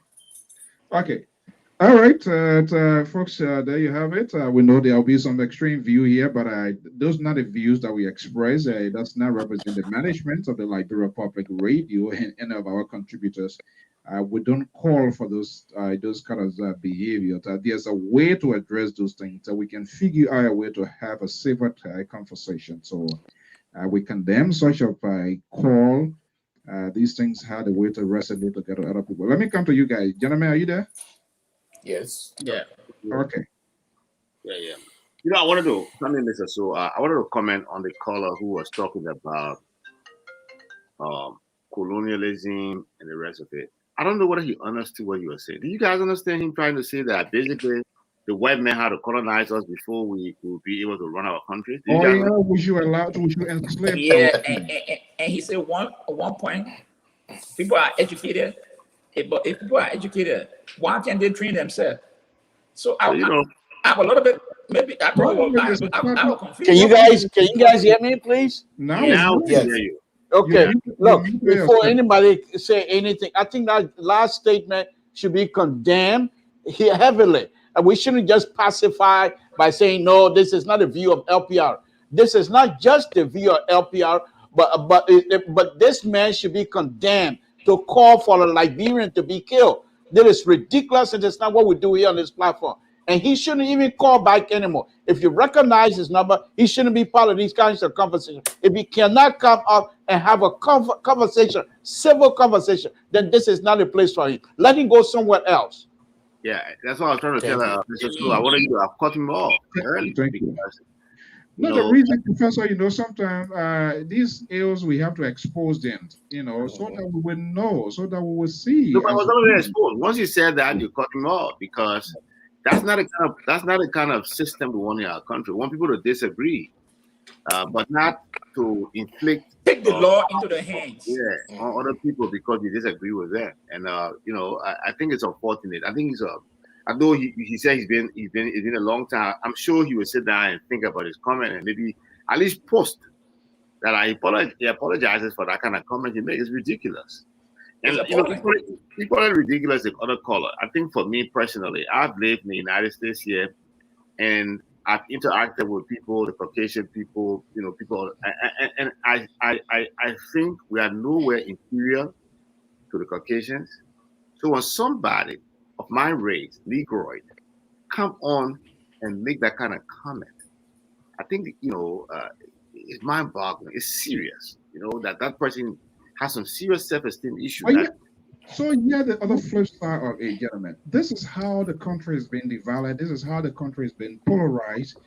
We frown on government. We frown on state actors. But we also have a shared responsibility. When you see this sort of soundbite, when you see people talking these things, there are other people that it bears out fruit. That's the challenge. That's the society we find ourselves in. Yeah, and when I heard that caller talk, the first thing that came to my mind, this guy has children, most likely. He has family members and people in Liberia. And he was talking to them and telling them those kind of things. You know how scary it is? And the second person also talking about places. I mean, these guys are dangerous. Look, Mr. So, let me go back to the issue of good governance. We don't have to reinvent the wheel. And this is what I keep saying about Liberian politicians and even their leaders, the leadership themselves. They are very much disingenuous, to be honest with you. They're intellectually dishonest. Let me put it this way. We have what they call code of conduct. That code of conduct. Mr. Tom, I don't want to interrupt you. Can I get this guy off and then we continue with our conversation? I will soon be wrapping up. Go ahead. Yeah, sorry. Let me just come back to him. That for that business, we also here. 240 number, are you there? Yes, I'm here. Okay. All right, go ahead. What's your name and where you calling from? Samuel calling from Silver Spring, Maryland. Oh, Mr. Shep? Yep. Oh, okay. What's up, buddy? Welcome. Go ahead. Yeah, that's just one of the proposed my 1 2 cents. Go for it. Considering where we are as a country.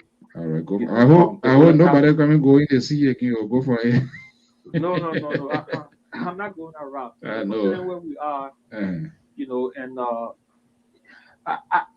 I just think at this particular time, it may be necessary to have this national governing body, right? Maybe like having a board with such a number of members that will have equal power, that will maybe will set a 10-year or 15-year time period that will just be focused on developing Liberia. And when I say developing Liberia, focusing on the different aspects, whether agriculture, infrastructure, electricity, whatsoever. And during this time, reach out to the various smart Liberians, rural engineers like Mr. Toole, medical doctors. Find these brilliant Liberians around the world, reach out to them, try to gauge them, and bring their expertise, to see how we can use, these people in different disciplines, to try to start developing this country, because as we are right now, this country is highly politicized, and don't get me wrong that multi-party democracy is not good. We all believe in democracy, but there are certain situations at certain times, you have to recalibrate. Okay, it's just not working the way it is right now.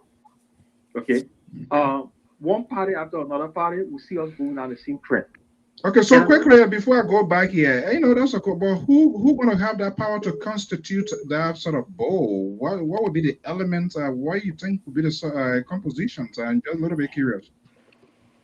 Well, like I said, it will be structured something like how in corporate setting you have the board members, and they will have the power to vote, and the vote will be based on certain number of the board members voting in favor of a particular task. My goodness! And so I want to be in that room, that voting taking place.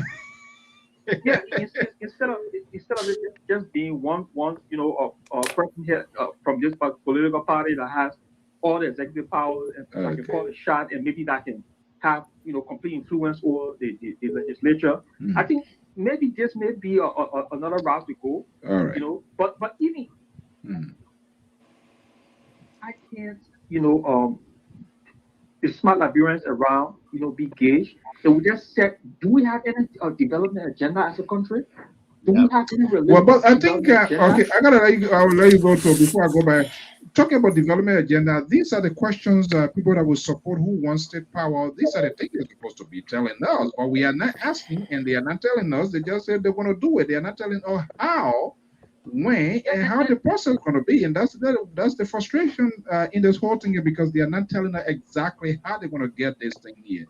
If you say George Weah is not doing the right thing, I want to see the alternative that you have here. But I'm not seeing the conversation being kept in an honest fashion that will present themselves different here. But Shep, let's leave it there. Just even if we don't go down the route of like what I was suggesting earlier, right? We still want to continue with what we're doing right now. Then we should have a national agenda that will be passed from one government to another government to make sure that it is fully instituted. Okay, thank you so much. All right. Okay, let's go to Bay Stay here, 617 number. Are you there, caller? Then I'll go back to my panelists. Yes, Zia. This is Emmanuel Jackson from Boston. Mr. J, welcome. Yeah, I've been posting a lot of comments, so I just felt I should just go and thank you. Come from beyond the kitchen, right? Yeah. Go ahead. I grew up in Cape Mount, and I was between junior high school with Vonnie Sherman, and all these guys graduated. They have one organization invited called it Muikwama. It means that we can do it. And all those guys that were part of that particular organization, Vonnie Sherman, Dusty Wolokoli, James Logan, T. Majaratia, all these guys graduated. They went to university, they went to school, and looking back, when I see that, when that particular slogan invited, that means that we can do it, I just feel that we Liberians, we can do this thing. We can build this country. We just have to be. So what is lacking? If we can build, what is lacking? We just have. Huh? What is lacking? Well, how can we do it? What is lacking? Integrity, my brother. This insatiable appetite to get wealth. Yeah. I mean, if you are educated, you know whatsoever the government pays you, your responsibility is to use the education you have acquired to advance the country. Simple as that. Once the country is industrial and is developing, you're going to get your dividend. There's no need for this quick rush to build big houses, ride expensive cars. Let us slow down, look at the future project, and we set up long-term and short-term projects. Our short-term projects now is to build our educational system. Then the long term, we can focus on other things. But right now, we need to really put into place developing the educational system and the healthcare system, and also our electrical grid. These are things we need to work on. I would love to have you here because people, what you are telling us here, leaders should be able to have a set priorities, and that's every society have a short term and a long term goal. Things that will be achievable. But that's not what we are doing. My dear brother, thank you so much for your contribution. Yeah. Okay, so gentlemen. Yeah. Okay, Professor. Yeah. This caller. Oh, our man Mason calling here. Mason, you gotta be able to make way to come here so we can. Let me just go to him here quickly. Hello, go ahead, Mason. Welcome. Thank you, Mr. So. Good evening, my dear brethren and panelists. Mr. So, on this issue of good governance or this issue of Liberia has to do with this genesis of monkey see, monkey do. You know, we got to go, when you go back, you come to realize that the resettled slaves, the free slaves from America, they were engaging themselves into leadership that they did not even understand that they transported. They themselves did not know. That's where the segregation started. But why? Because they were here as slaves and were segregated against. So when they went back, they set a segregation against the Aboriginals, the natives, because they felt that that's how leadership goes. And that has plagued our society from the onset up until now. Another thing you got to keep in mind is that we have not learned leadership. And that is all through our history. The settlers came, did not know how to lead, but they became rulers of people. Now they were leading people in certain separations. With this separation that they set, it transmitted, even come to 1980, after the coup, the separation started. But remember, our country has always been separated. Why? Because before the settlers came, the people lived as chiefs in chiefdom, and the chiefs, they were not friendly in the territory. Okay. They will fight for nothing. That fight is still going on today. The wealth of our country is still being mismanaged over these petty things. We have not united our country. So to grow a national direction, like you say, a national agenda, to grow a national agenda becomes discretion. All right. And a brother called and said that people should 30 seconds. There is a board in Liberia, and the board is the legislature, but it's also not working.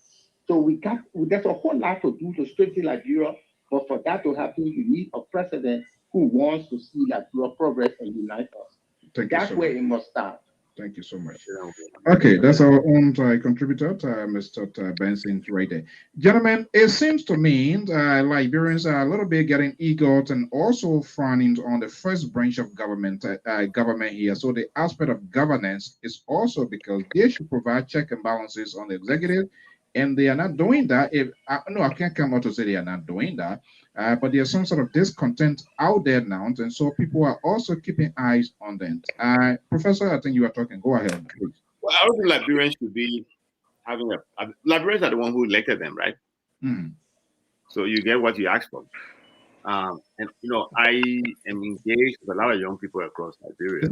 Isn't I1 why you reap where you sow? But guess what? Yeah, Mr. Sproul, because this is what I do. I engage a lot of young people in Liberia. when I talk to young people, when I find out what drives them to be very supportive of one of the other particular political candidates, it's always their personal interest. It's the same thing I think Emmanuel, right? We talk about personal greed, personal aggrandizement, controlling everything.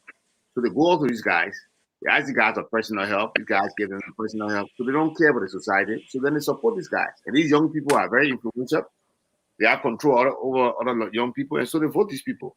The legislature is what they ask for. And so I hope they are getting the message now that we need to vote people like those that are president. We need to vote them out and bring in, people who would know what's the country. I also wanted to go quickly to one of the things that Mason said. I want to disagree with Mason that the settlers didn't know how to loot, and the settlers knew what they were doing. And when you listen to Mason's statement, he said that they were segregated against before they went into slavery, and so they came back and segregated against the people who they met here. That's another topic for discussion. I've argued with many historians. There's not a lot of evidence that the slave trade really touched our Liberian coast. There's not a lot of evidence for that. But that's a different discussion we can have another time. And I got my facts, to argue on that. So for you to say that, they engaged in the same kind of segregated behavior that the people inflicted upon them is wrong. The settlers knew what they were doing. Their intention was to inflict on the natives what they thought was inflicted on them. And because of that, they erred. And they had the country for over 130 some years. And the damage that was done to our country over 130 plus years, it will take a while to fix it. President Doe and the PRC made tremendous progress. You look at Liberia, what we experienced from 1980 to 1990. You look at what we experienced from 1847 to 1980. I mean, let's face the fact. Liberia saw more development in those 10 years than what it saw in the 127 plus years. The war took us back, and we all going to be here responsible for the war. The war took us so far behind. And then I would say another thing that people would be surprised to hear. Mr. Salif also has some positive impact on the development of Liberia. She expanded development. She created more institutions, integrated institutions that would have functioned, had they functioned properly, we wouldn't be in the present situation we are in. So there's no really need for creating new institutions. There's a need for strengthening those institutions. Are they being strengthened or managed now? Those institutions were created by Helen. Right now, they're not being strengthened right now. They need to be Why? strengthened. Who should strengthen them? The government, the president of Liberia could lead the effort to strengthen it. And also, here's the president. Here's one way to strengthen those institutions. It's those positions like the Liberian Anti-Corruption Commission. Those people should apply for those positions. You have a special group of people who will get them. And then make a recommendation to him and he can make a selection among them. It shouldn't be a position where the president will sit down with few advisors and name somebody to it. All right? It should be void of politics. It should be based on competence and independent. Another thing we need to do is to educate our young people about their vote. And their vote has consequences. If you don't vote right, you will vote for no schools, you will vote for no hospital, you will vote for bad roads, and you will vote for mismanagement and corruption. So we must educate our young people that when they vote, they must take all of those things into consideration. And those are the things we need to do, but I don't think we need a makeup to have a new board of directors of a country. I don't know any country in the world that has a board of directors. So before I go to Mr. Jackson here, do you think the young people voted the last time in terms of talking about educate them to vote the voter right the last time? Professor? What is it? I'm asking, you said the young people, we should educate the young people to vote. So I'm asking the last time around, do you think the young people voted right? What do you mean? They voted right by voting for president. That's what you want to hear from me. Okay. Okay. Remember voting for President Weir. I know that's what you want to hear, right? No, not that. I'm just following. I have the obligation to get to the audience too as well. So, Mr. Jackson, the audience, I said, Yes. whatever, voting for President Weir. Okay. Yeah. He just So wanna answer your pull question. Yeah. Don't Yeah, worry about it. I have a little bit ambiguous, but at least it's clearer now. He is called for something now. He's bringing it to me. Right. Okay, Mr. Jackson, let me bring you in here. You've been listening. I guess you've been taking note here. Where is this whole thing here? What are we doing? Well, let me tell you the fact. I think Mr. Zalo really defined it. We don't need to recreate government. We don't need to recreate institution. All we need to do is what we have is to see how best we can strengthen those institutions and to see how best it can satisfy the needs of the people. Let's take for example, was it Mr. George? The airport is in Magibi. And anytime they want to appoint airport authority, they have to be appointed from Monrovia. The people of Magibi had no choice how the revenue is being used. The port of Harper, the manager had to come from from all the way Monrovia. They don't know how the resources are being used.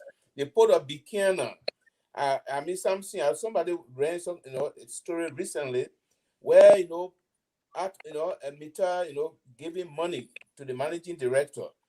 And that managing director, I don't know what they did, they went for money, abroad. Decision making are not centered, and the people who actually, are utilizing those areas. Everything is being made from Monrovia. And you understand? So one of the things I think that we need to do is to strengthen our decision making, to see how best people were able to manage public resources effectively. Or else we will go again and start blaming that these people who came, they did it wrongly. But if they can do it wrongly, it is our duty to correct it now. There's no need to carry the blame game that, what will happen in 1847, it can be done that we had to go now to be a slave again before we can correct it. No, we don't have to be a slave anymore. I think what we need to do is to add on what we have. I categorically reject going back into slavery here. Somebody is concerned here that Beziman Benene say why the progressive is so quiet. Are you quiet? We're not quiet, but I think you're getting ready to shut the show off because every time we come on, try to speak the music in the background. So apparently you're getting ready to demonstrate again your leadership and the fact that you are a dictator.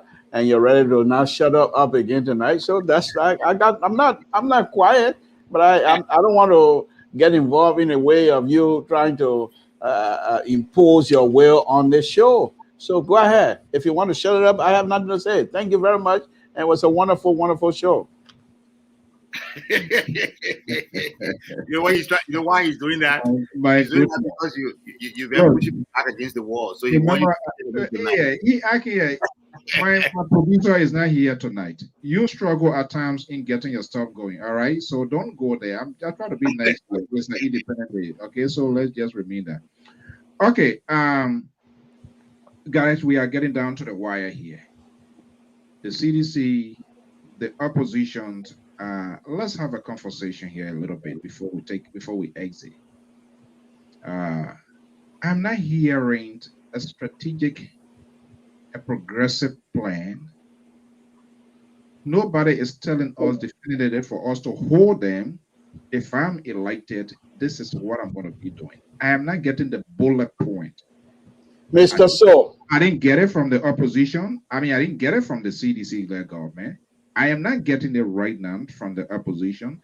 I'm not seeing the collaborations as a world collaborations. Everybody going helter-skelter doing their own thing. Yet they say they are collaborating. Mr. So, I will give you. I was saying.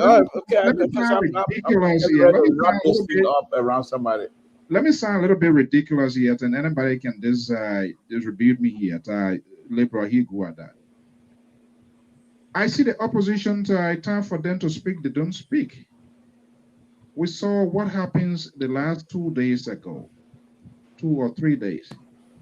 And I was shocked. It was on a focus on Focus BBC. They carry all of that. And I thought by this time, a special, carefully drafted statement, opposition statement, will have come from the opposition in such that it will address the substance and not necessarily to go after the dead. But let us also bear in mind, this guy is a public figure. He is literally the number 2 or 3 person. I have never heard all of them speaking because most of them have spoken uselessly. So it becomes more a little bit diminished now that when they speak that at this time around, people will not hear them. So who is standing up for Liberia? Who is standing up for me? I don't see them. Mr. Jackson? Oh no, the Liberal was on. Let me know before. Yes. The Liberal was on. Mr. So, look, when I don't believe the opposition should offer any kinds of a plan right now.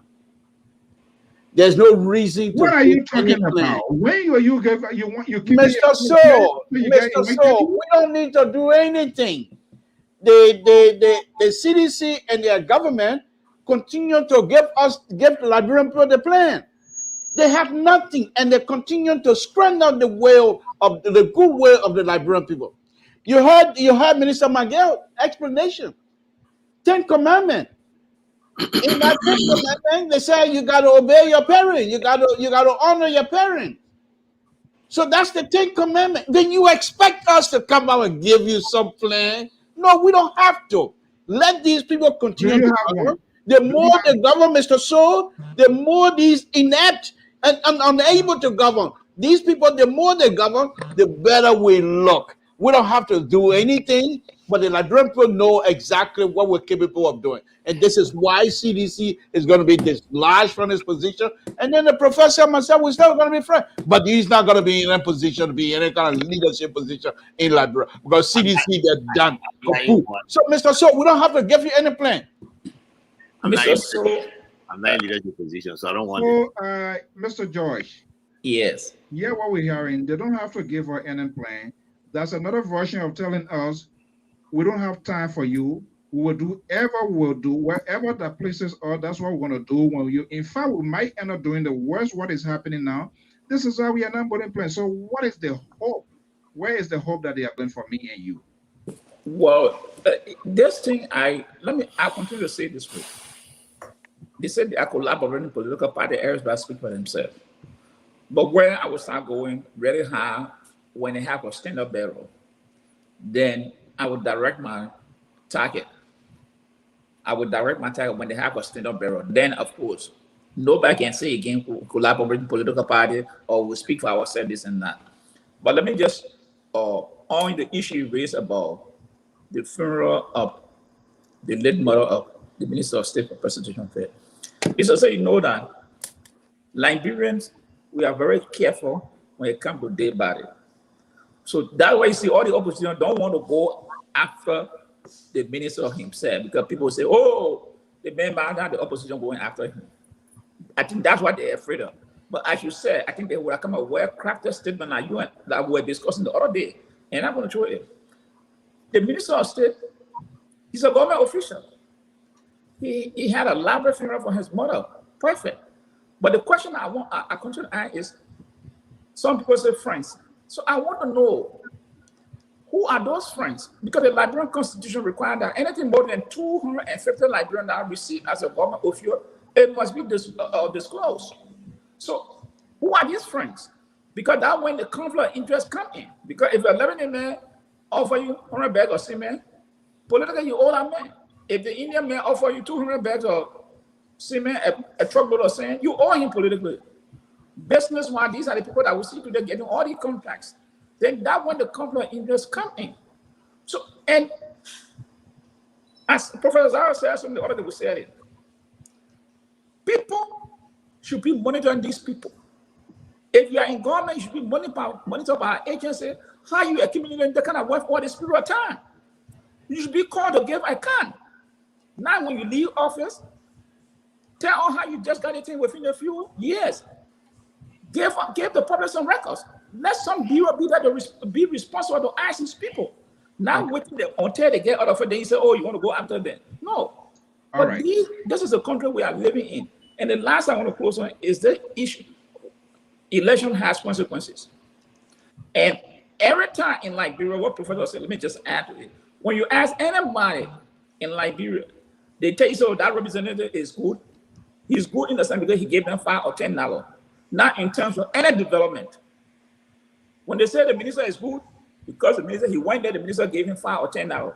That is the definition of good of a politician in Liberia, not the development agenda to benefit those people. That is the definition when they say the minister is good. When you ask them exactly, they'll tell you, oh, the man when Jenny go there, he can give $5, he can give $10. That man is becoming the good person now. Instead of they're taking into account the national development or the constitution, what's supposed to be beneficial to that community. What is that person doing? They're not looking at it, they're looking at individual interests. All right. And those are the problems we have. Okay, we are almost out of time here. Professor, I'm sorry if I have to drag you into this more here, but does it make sense for us to even talk what we are talking here? You want me to comment on that? Yes, if you will. Sure, do that. Okay, so let me say this to you. You know, I don't think so when it comes to the Chairman McGill, Minister McGill's mom. Mr. Toole reminded me the other day about African culture, and I took his advice. We respect our dead. And so I won't talk about that. I find it unfortunate that Mr. George said the opposition people didn't talk about it. No, they have said a lot about it. They have made some demeaning and very disrespectful comments about the late mother of Minister McGill. But I think on our African culture, we don't speak about the dead in that way, right, Mr. Toole? I agree. No, I was went after the dead. For me, so I expressed. I'm not even after our son. I will leave it like that for now, especially. Okay, Mr. Jackson. Yes, I don't want to say that we'll go after the dead, but my concern have been is if Professor Zari were to come on this show with a big heavy gold chain, and people will start asking, but why is he dressing that way? And what I'm trying to tell you is, in leadership, they always look at the hair. To see a lavish way of burying a mother, and you as a heir, you close to the president didn't say anything, it's just a concern to me. And in times to come, I can tell you, people will start asking, 5 years ago, what happened if this mother had died? How would this mother have been buried? And what is this man cash flow as of today's date? So for me, from the financial side, I look at it to be a waste. And I believe that in the long run, there will be something within CDC that will come up. I just want to hold a tablet here until we can see that. And to add to your point, when the young man washed his car with a less champagne, yes. When Eugene Falcon displays, yes, a full sedition, youth went and said the youth. Eugene Agbe. Yes. They had a press conference demanding that those people resign. Yes. In the wake of that, I said to continue it over and over. Burying your mother is a fitting that anybody can do. But the time and the uptick of it, if sedition were demanding the release from these people to be released from the pool, now the special assistant to the president of the Republic of Liberia had this kind of funeral. I don't want to do the same thing. That's where I come in. The rule of law is for the higher up, not for the poor. All right, gentlemen, as usual, fascinating conversations. We're going to be breaking the curtains down here, but as usual, before we do, let's do a quick round table here. The most takeaway here, 1 minute USA time, and total on the 1 minute. Something. This is a very, I look more Liberian. Look, I see Joy, you see Zavlo. You look like a European, like an American guy, and you come here. The four from Morovia. But you don't look like a total man on this Independence Day. Can you? Mr. So, the center right is a Manga Congo man. The professor is a Magibi Congo man, So I am the toll town man. You got my job wrong. Congo man. Congo man, excuse me. And then the other Sunday is Congo Pele. So, but of course, we do have a lot of Congo Pele, that's for sure. But look, Mr. So, I want to thank you very much. This is a wonderful show, as usual. I want to thank my co-panelists here, of course. Thank you guys very much. It's a wonderful, wonderful evening, Mr. Jackson. This is what we do here on LPR. We disagree vehemently sometimes, but we respect each other.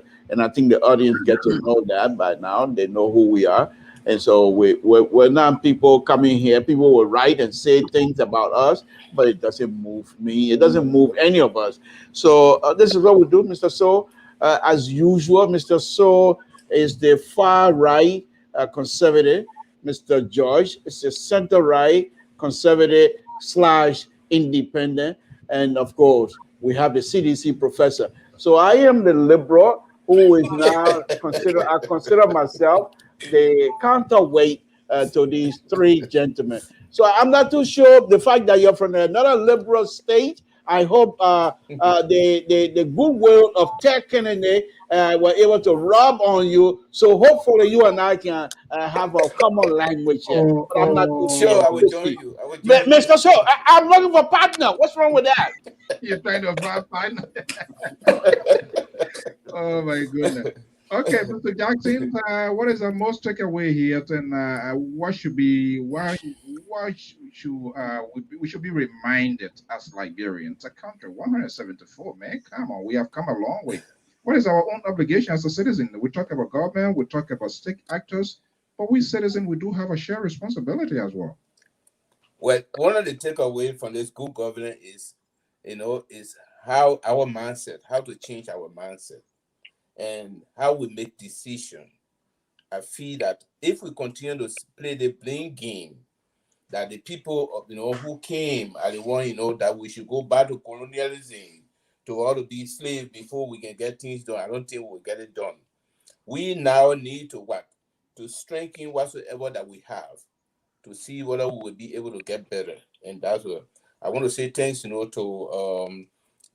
according to Mr. Toll, to the CDC professor. He's not a CDC professor. Oh, this guy he's already in the he's already in the column. He using something toward words now. According to yeah, okay.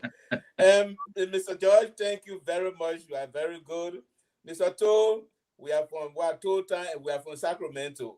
And again, so thank you very much. And I think these people get a long route. Yeah.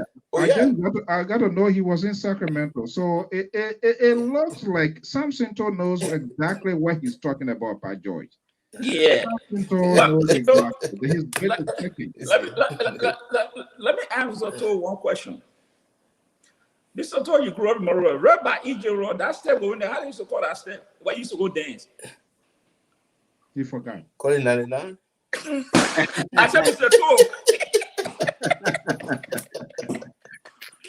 Mr. John, you been there? Mr. John, you been there? If you're one of those that remember E.J. Raw, when you enter E.J. Raw, the dancing hall is on your right-hand side. Yeah. When you go down the step, you go into the auditorium where they have all their government gathering and things. That was the place Spring Mingo came to sing. That's the left-hand side. But the right-hand side, that's where more guys used to entertain us. No, I said this. That path going down Water Street. Going down Water Side. Why you remember that step so well? What that step? Or not the professor was asking me what are you I play one basketball almost beat me. I know that step. Why you go do that? When did you go to do that? When did you go to do that? I was staying right there. I was suffering. Wait, on the stairs? No, they have when you're going down Slipway, they have a place where they used to park all the buses that go up in the interior. So they have a shortcut underneath the plum tree. And then when you go down there, there's some old building. We were there. Let me say this. I want to say thank you to everybody tonight. It has been a very beautiful show tonight, and I hope our fellow Liberians, our listeners, will continue to follow us. And I think that one of the things we continue to do is to continue to enlighten our people's minds about our country. Yes. We know all the wrongs now. We know everything. The question is now how to face it to move forward. And Professor Zawa is doing some of those things. There are 2 schools in Liberia helping to brighten the minds of our young children. So I just want to say thank you and hope to see you next week. Okay, talking about the 2 school, Professor, before you come in, let's illustrate it. We'd like to be more or less descriptive to illustrate what we're saying. Let's take this, and then the professor will be making the final comment.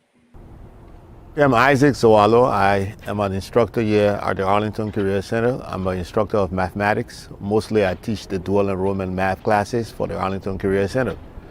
I've been here in Arlington for about 16 years. I originally come from Liberia, a small country on the west coast of Africa. It was established by free slaves from the United States. In Liberia, I'm involved with a series of educational projects.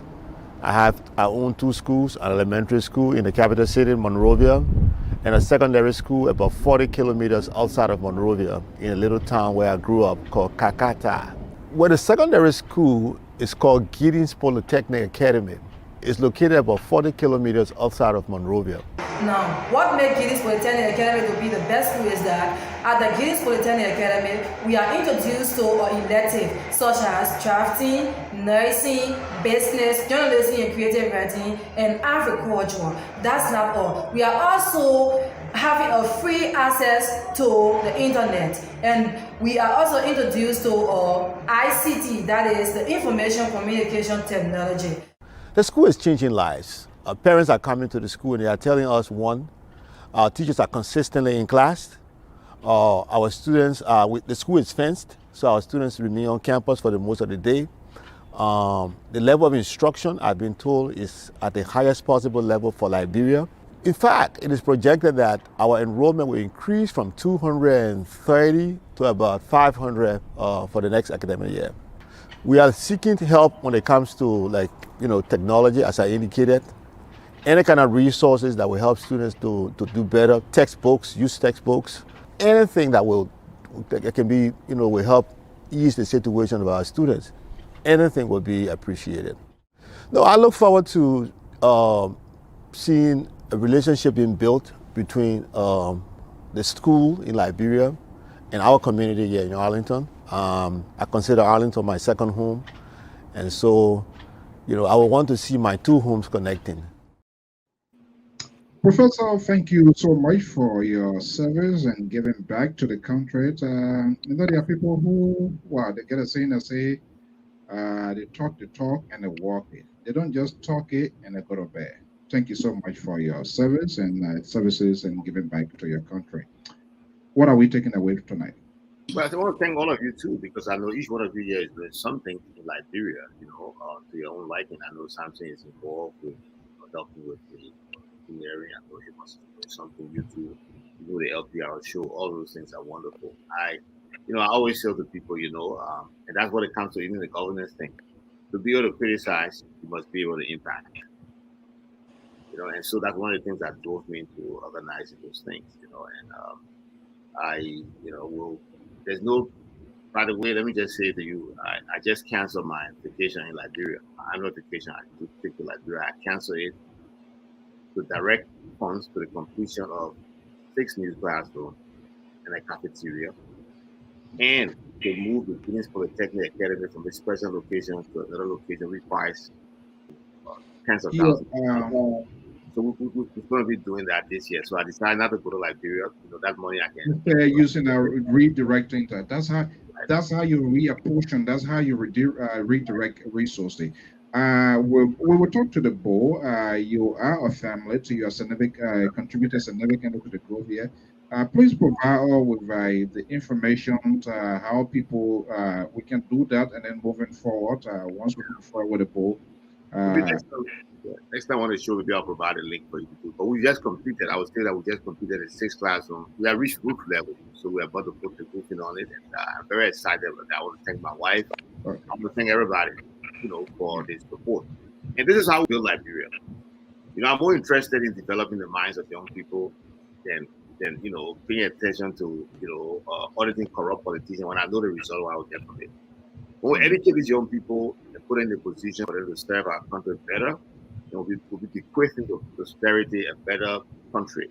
We having the better leadership and power, and then some of the things we talk about today, we will not have to talk about it necessarily. So thank you very much again, and I appreciate it. Yeah, but please, you don't have to wait. Let us just send the information. We're going to have a conversation, so we will begin to talk to folks here. They are good Liberians who always like to invest into something good, and that's why we don't usually jump into fundraiser. It's not like a everyday toy here, but once we validate the argument, the case for which fund should be raised, we'll put it out there, and people can definitely.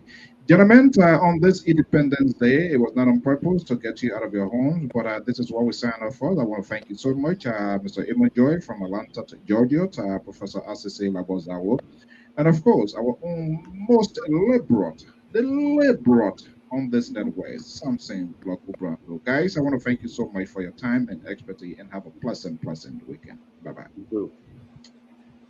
Okay, that's how, folks. That's how we're going to do it. I'm Alfonso Z and Sort of the Liberia Public Radio and LPR TV. And of course, to all our viewers, listeners across the globe and other parts of the world, we want to thank you so much for being part of this program. We say it, Mama bless God, Mama bless Liberia. One day we will get there.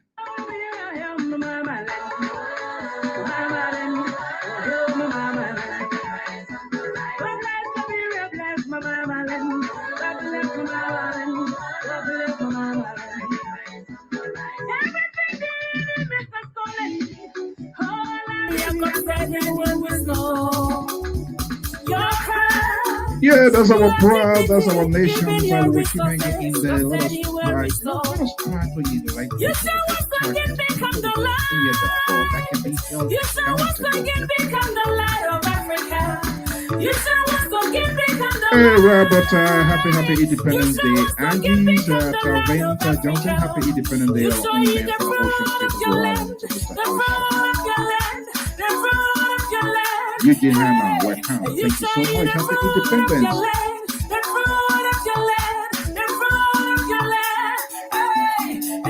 Mr. Dennis Romo. And of course, Gloria.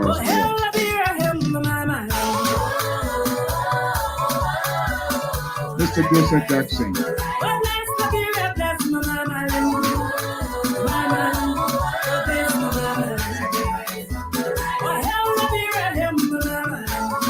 That's Ambassador Adam Calvin.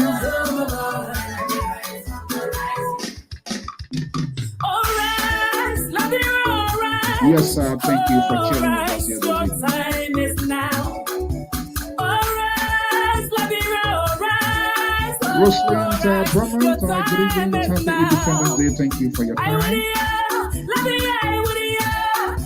Mr. JJ Joseph Johnson. J Square.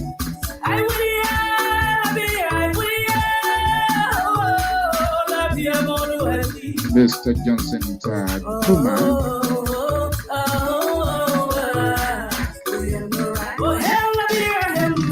Joseph Andrews Biko is in the house. And the man Jake Pearson.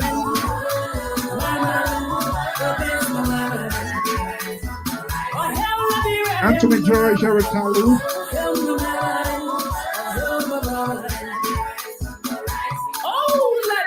God says you are under rise. If only we shall hearken to his command.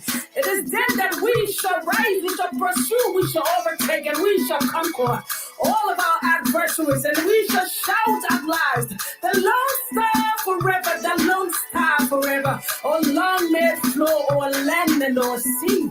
This giant Lord never uphold it forever. And shout for the Lone Star battle. Oh, hell, let me hear him, mama.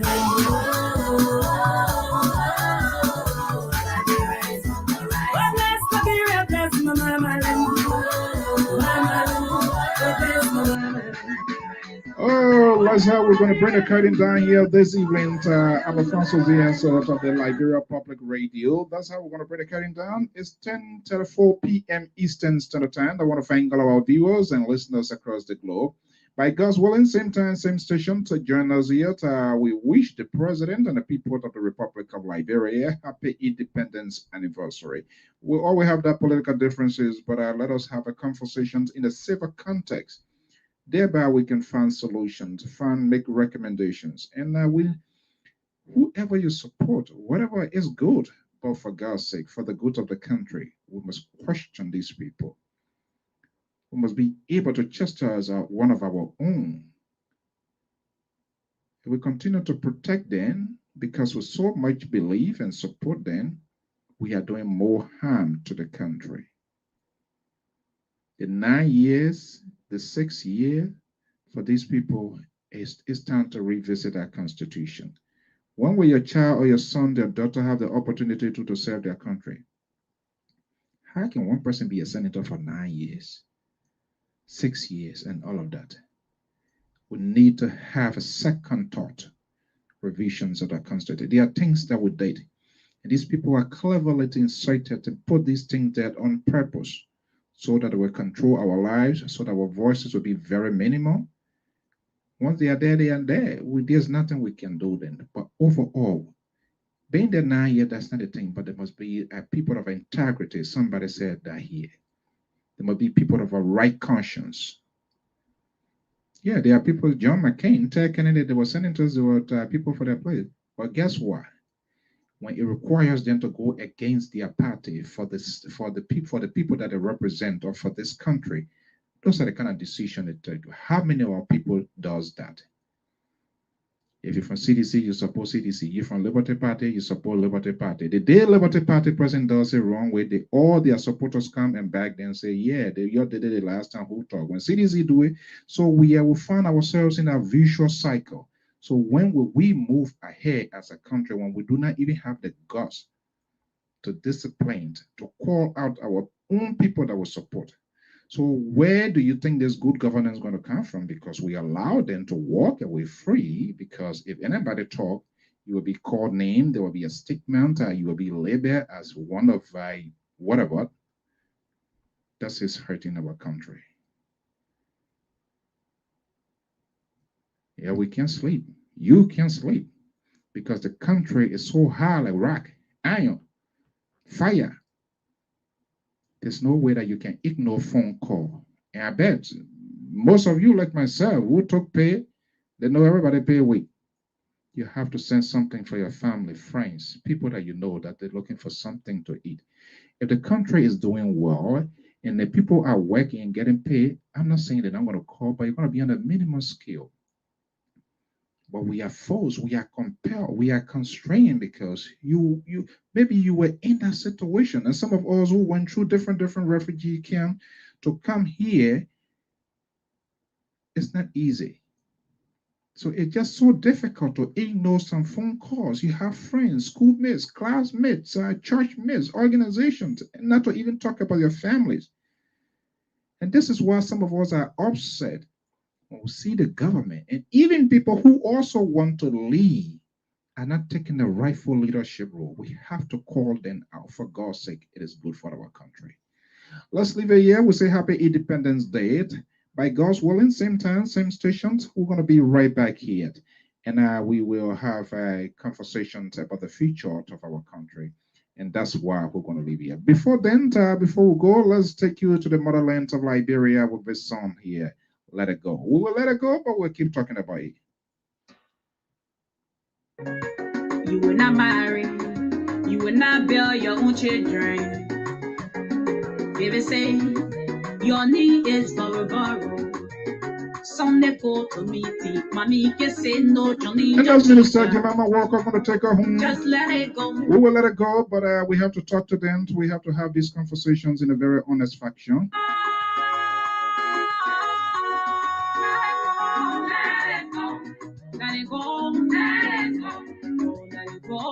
I want to thank you for sharing your evening with me. I have to go. The old man on the wall say it's time for me to go, and I'm a pack off here to go. Until then, have a pleasant evening, and thank you for your time. Please subscribe with our network. Go on the Liberia Public. Go on the Facebook. Search for Liberia Public Radio.